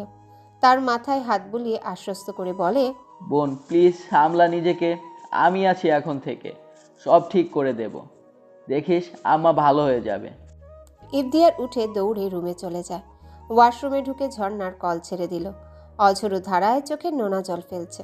এই কষ্টের স্রোত যেন শেষ হবার নয়। ইসমাইল নিজের রুমে গেল। বেশ ধকল গিয়েছে, তবুও শান্তি লাগছে। অনেক বছর পর নিজের পুরনো রুমে এসেছে। বাড়িতে তাকে এনেছিলেন মিসেস জাবিয়া। আহসান সাহেব ইফতিয়ার হওয়ার পর থেকে খুব বাজে ব্যবহার করতেন স্ত্রীর সঙ্গে। মুখ বুজে সহ্য করলেও মেয়ের দিকে তাকিয়ে সুখের রাত কাটাতেন। মেয়ে সন্তান পেয়েও তিনি ছেলে সন্তানের জন্য ছটফট করছিলেন। তখন এতিমখানায় গিয়ে 7 বছরের একটা ছেলেকে দত্তক নিলেন। ছেলেটা খুব শান্তশিষ্ট, ভদ্র স্বভাবের ছিল। নতুন মায়ের ভালোবাসা পেয়ে খুব খুশি ছিল, কিন্তু বাবার ব্যবহারে ভয় পেয়ে মাকে জিজ্ঞাসা করে, আম্মা, আব্বা এত মারে কেন তোমায়? একদিন যেন তুই শোধ নিবি বলে। অবুঝ ছেলে মায়ের কথার অর্থ কতটুকু বুঝলো জানতেন না তিনি। প্রতিদিন মার ছোট বোন পেয়ে হাসি খুশি ছিল ইসমাইল। তার নামটাও রেখেছিলেন মিসেস জাবিয়া। ভাই বোনের নাম একই অক্ষরে মিল রেখে ইফদিয়ার ইসমাইল। কিন্তু খুশিটা দীর্ঘস্থায়ী হলো না। 2 বছর পর আহসান সাহেব খুব কড়াকড়ি করতে আরম্ভ করলেন। বিশেষ করে টাকা পয়সার ব্যাপারে মিসেস জাবিয়ারের সঙ্গে ঝগড়া করতেন। কয়েকদিন পর তিনি গর্জন সহকারে বলেছিলেন, বাসায় উটকো ঝামেলা চান না। মিসেস জাবিয়া চুপ করেছিলেন। বিধায় এর শাস্তিস্বরূপ গালে চড় মেরে কর্কশ কণ্ঠে বলেন, হয় তোর মেরে রাখ, আর না হয় ছেলেরে রাখ। মেয়েরা না চাইলে দে, আমি বিক্রি করে দেবো। আহসান সাহেবের সেদিনের কথায় মিসেস জাবিয়া অতিশয় ভয় পেয়ে যান। ইসমাইল আড়ালে পালিত বাবার মুখে কথাটা শুনে থমকে যায়। পৃথিবীর মধ্যে এমন নিষ্ঠুরতম মানুষ আছে জানা ছিল না তার। তাকে না হয় বিক্রি করে দিবে বলল। বোঝা যায় সে রক্তের সন্তান নয়, কিন্তু নিজের রক্তের সন্তানকে কেউ বিক্রি করে দিতে চাইবে তা বিশ্বাস করা দুষ্কর। ইফদিয়ার রুমে চলে আসে। ছোট মেয়েটা ভাইকে দেখে খিলখিলিয়ে হেসে কোলে ওঠার জন্য প্রবণতা দেখায়। ইসমাইল ম্লান হেসে বোনকে কোলে উঠিয়ে নিল। তার দুগালে স্নেহের চুম্বন দিয়ে বলে, ইফু পাখি, তোকে খুব মিস করবো রে। তোর ভাইটারে ভুলে যাস না কখনো। ইফদিয়ার তখন 6 বছর বয়সী মেয়ে। উচ্চতা আর ওজনে কম হওয়ায় ইসমাইল তাকে কোলে নিত। ভাইয়ের কথার প্রসঙ্গে সে মাথা নেড়ে সায় দিল। হয়তো বুঝেছিল না হয় আন্দাজ করেছিল। মিসেস জাবিয়া ঝগড়া মিটিয়ে রুমে এলেন। ইসমাইল জানে তার জন্য কি হবে ব্যাপারটা। যত হোক সে নিজ সন্তান নয়, সেও চায় না বোনটাকে হারাতে, তাই মেনে নিল। তবে সে ভাবতে পারেনি তার মায়ের হৃদয় এতটা উদারচিত্ত। তাকে বিদেশে এক খালার বাসায় পাঠিয়ে দিয়েছিল। সেখানে থেকেই ভালোভাবে পড়াশোনা চালাতে সক্ষম হলো, যার ফলে সফল ডাক্তারি পেশায় নিয়োজিত হয়ে দেশের মাটিতে পা রাখে। বছরখানিক চোখের পলকে কেমন কেটে গেল ভাবা মুশকিল। বোনও তার কিশোরী হয়ে গেল। সেও সফল যুবক বটে। বোনটাকে এখন আগলে রেখে আম্মাকে সুস্থ করাই হলো তার প্রধান লক্ষ্য। ভাবনার শিরোপীড়া কাটিয়ে ইসমাইল গোসল সেরে নিল। বিছানায় গা হেলিয়ে ঘুমের জন্য প্রস্তুতি নিল। রবিউল সাহেব ভীষণ চিন্তাধারায় বয়ে যাচ্ছেন। ইদানিং কল না আসায় দুশ্চিন্তায় ভুগছেন। কলটা না পেলে যেন হৃদয়ের দহনক্রিয়া আরম্ভ হয়। কলের মাধ্যমে অপর পাশের কণ্ঠের সংস্পর্শে সুমধুর স্নেহ মমতার অনুভূতি পান। ফোনটা হাতে নিয়ে বারবার চাপাচাপি করছেন, দেখতেও পারছেন না। তবু অনুভব করে কল লিস্ট খোঁজার চেষ্টা করছেন। রাতের 11টা বেজেছে। বিশেষত রবিউল সাহেব গ্রাম্য পরিবেশের নিয়মে অভ্যস্ত। গভীর রাত জাগেন না, তবে মাঝে মধ্যে ইচ্ছে হলে জাগেন। খাবারের পর্ব শেষ সেই কবে। জাবিয়াজ নিজ রুমে আছে, তাই বিষয়টা উপেক্ষা করে শুয়ে পড়েন। হয়তো ব্যস্ততার খাতায় নাম লিখিয়েছে অপর ব্যক্তি। জাবিয়াজের ঘুম উবে গেছে সেই কখন, যখন থেকে সে রক্তজবার মতো টকটকে লাল ওষ্ঠের সম্মুখীন হলো। সম্মোহিত দৃষ্টিতে দৃষ্টিপাত করে আছে রমণীর পানে। পরমানন্দে বিশ্রাম নিচ্ছে রমণী নিজ খাটে, অথচ সে জানে কেউ গভীরতম ঘোর দৃষ্টিতে চেয়ে আছে তার দিকে। চোখ মুখে একরাশ মুগ্ধতায় সে ভিড় করেছে রমণীর উপর। কখনো তাকে গভীরভাবে দেখা হয়নি জাবিয়াজের। আজ পলক ফেলতে পারছে না। ঘুমন্ত পরি জাগ্রত অবস্থায় কি উড়নচণ্ডী রূপে থাকে। তথাপি নিষ্পাপ শিশুর ন্যায় নিদ্রামগ্ন রয়েছে ইফতিয়ার। জাবিয়াজ হালকা ঝুঁকে তার মুখের উপর। রমণীর কাছে আসায় ঘন নিঃশ্বাস শরীরের শিরা উপশিরায় বইতে শুরু করে। আনমনে কপালে পরশমাখা চুম্বন দিয়ে বলে, কবুল বলে সাক্ষী করে দেব রমণী যে তোমার সব অধিকারে আমি রইব, আমার সব অধিকারে তুমি রইবে। সামান্য ক্ষত পাওয়ার দিনটুকু দিব না। ইফতিয়ার ঘন নিঃশ্বাস আর চুম্বনের আকর্ষণে কেঁপে ওঠে। এতে বিন্দুমাত্র ভয় পেল না জাবিয়াজ। চুপটি করে দৃষ্টিনন্দনে ব্যস্ত। কেঁপে উঠে পরক্ষণে ঘুমিয়ে যায়। হালকা হেসে উঠে যুবক। রমণীর ব্যথিত হাতে মলম দিয়ে ওষ্ঠের ছোঁয়া দিল। বাঁ হাতের উপর একগুচ্ছ রক্তজবার সঙ্গে ছোট চিরকুট গেঁথে দাঁড়িয়ে যায়। মাথায় হাত বুলিয়ে জানালা টপকে চলে যায়। কেননা টিনের বাসা হওয়ায় জানালা পেরিয়ে যাওয়াটা খুব সহজ। বাইকে বসে হেলমেট মাথায় দিল। সোজা বাইক ঘুরিয়ে এক নিস্তরণ জায়গায় গেল। স্কুলে এসে ইফতিয়ার অবাক। মশিউর স্যার হাস্যমুখী দৃষ্টিতে তাকে ইশারায় ডাকে। সে ভদ্রতার খাতিরে গেল। তিনি গম্ভীর কণ্ঠে জিজ্ঞাসা করলেন, হাতে ব্যথা কমেছে মা? চট করে মাথা তুলে দৃষ্টিকোণ ফেলে। মশিউর স্যারের আহত কণ্ঠ শুনে হাঁ হয়ে গেল। এত কঠোর স্যারের হৃদয় গলছে কেমনি বুঝতে পারছে না সে। মশিউর দুঃখী কণ্ঠে বলে, মেয়ের মতো তুমিও আমার মেয়ে, গতকাল আমার মেয়েও এক স্যারের কাছে স্কেলে বাড়ি খেয়েছে। তার হাতটা দেখে যেমন কষ্ট লেগেছে, তার চেয়ে বেশি আহত আর দুঃখ পেয়েছি তোমার হাত এভাবে বাড়ি দিয়ে। মেয়ে ফুপিয়ে কান্না করে, কান্নার আর্তনাদ তোমার কান্না মর্ম উপলব্ধি করেছি। পারলে ক্ষমা করো মা। না না স্যার, কি বলছেন এসব? অমন কথা বললে লজ্জিত করবেন না। আপনি গুরুজন, ভুল হলে শাসন করতেই পারেন। আল্লাহ হাফেজ। আল্লাহ হাফেজ। তিয়ানা পাশ থেকে শুনে ব্যাককলের মতো তাকিয়ে আছে। ইফদিয়ারকে হাতের কনুই দিয়ে মেরে বলে, ব্যাপার কি স্যার, নরম হলো কেমনে? ইফদিয়ার ঠোঁট বাঁকিয়ে বুঝায়, কে জানে। দুজন ক্লাসে চলে গেল। একজন যে দূরান্তে দাঁড়িয়ে ঘোর লাগানো দৃষ্টিগোচরে প্রশান্তির শ্বাস ছাড়ল, তা কারো বোধগম্য হলো না। তারা 2 পিরিয়ড ক্লাস করে অবসর পিরিয়ড পেল। ফলে সকল ছাত্রছাত্রী আড্ডা দিচ্ছে। অবসরে হালকা ফ্রেশ হতে ওয়াশরুমে গেল ইফদিয়ার। পিছনে কারো আভাস পেয়ে থেমে যায়। হুট করে পিছে ফিরে ঝট করে ধাক্কা খেলো বলিষ্ঠ দেহের সঙ্গে। চোখ তুলে পিটপিট করে দেখে বলে, তুমি? আল্লাহ, স্বপ্ন দেখছি না তো? আজ মনে হয় তোমার চেহারা দেখে ঘুম থেকে উঠছিলাম, সাত সাত দর্শন দিয়ে দিলাম। ইফদিয়ারের কথা শুনে জাবিয়ার ডোন্ট কেয়ার ভাব নিয়ে পাশ কেটে এগিয়ে যায়। রমণী মুখ ফুলিয়ে পা ফেলে আগাতে নিল, অমনি ধপাস করে পড়ে যায়। সঙ্গে দিল গর্জন সমেত চিৎকার। আল্লাহ, কোমর গেল রে! এখনো আয়াত সোনাকে পটাতেই পারলাম না, অথচ তুমি এখনোই পুঙ্গু টুঙ্গু বানিয়ে দিলাম। এবার আমার হবু বাচ্চাগণের কি হবে? জামাইটা তো আর দেখতেও আসবো না। শাশুড়ি মা যদি কয় হাইটটা দেখাও, তখন কেমনে হাঁটবো? জাবিয়া বিরক্তির শ্বাস ফেলে চোখ ঘুরিয়ে নিল। সে এসেছিল পানি ফেলার শোধের হিসাব নিতে। তার ধারণা ছিল যখন ইফদিয়ার বুঝতে পারবে তার পিছে কেউ আছে, তখন দেখে খুব এক্সাইটমেন্ট হয়ে পড়বে, যা সামলাতে না পেরে সাবানের পানিতে পা পিছলে পড়ে যাবে। ঠিক ধারণ ক্ষমতার ন্যায় কাজ হওয়ায় পেট ফাটিয়ে হাসতে মন চাচ্ছে জাবিয়াজের। অবশ্য টাইলসের উপর সাবানের পানি সে ফেলেনি, কোনো ক্লিন সার্ভার ভুলবশত ফেলে গেছে, যার ফলে তার শোধ নেওয়া হয়ে গেল।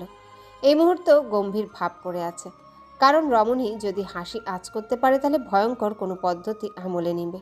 ইফতিয়ার ছলছল দৃষ্টি নিয়ে জাবিয়াজকে উদ্দেশ্য করে বলে, কেউ যদি আমায় কোলে করে ক্লাসে পৌঁছে দিত, কতই না উপকার হতো। জাবিয়াজ বুঝে অবুঝ হয়ে পিঠ দেখিয়ে দাঁড়িয়ে আছে। তার পেছনে রমণী যে আহত হয়েছে তা বেশ ধারণা করতে পেরেছে। ভাবলো এবার উপকার করবে। যেই পিছে ফিরতে গেল তৎক্ষণাৎ ইফদিয়ার বলে, আরে আপনি কি করছেন স্যার? নাহিম স্যারকে স্কুলে দেখে অবাকে শীর্ষে পৌঁছে গেল ইফদিয়ার। ঘৃণ্যে মুখটা সরিয়ে নিল। স্যারের কোল থেকে নামার জন্য ছোটাছুটি করতে লাগে।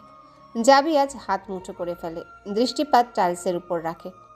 নাহিম স্যার বিশ্রী দৃষ্টি নিয়ে বলেন, ওহ, তুই আমার ছাত্রী, এটুকু সহায়তা করতেই পারি। ইফদিয়ারের কলিজা পানি শুকিয়ে কাট। স্যারের মুখে উম্মাদের চেতনা দেখতে পাচ্ছে।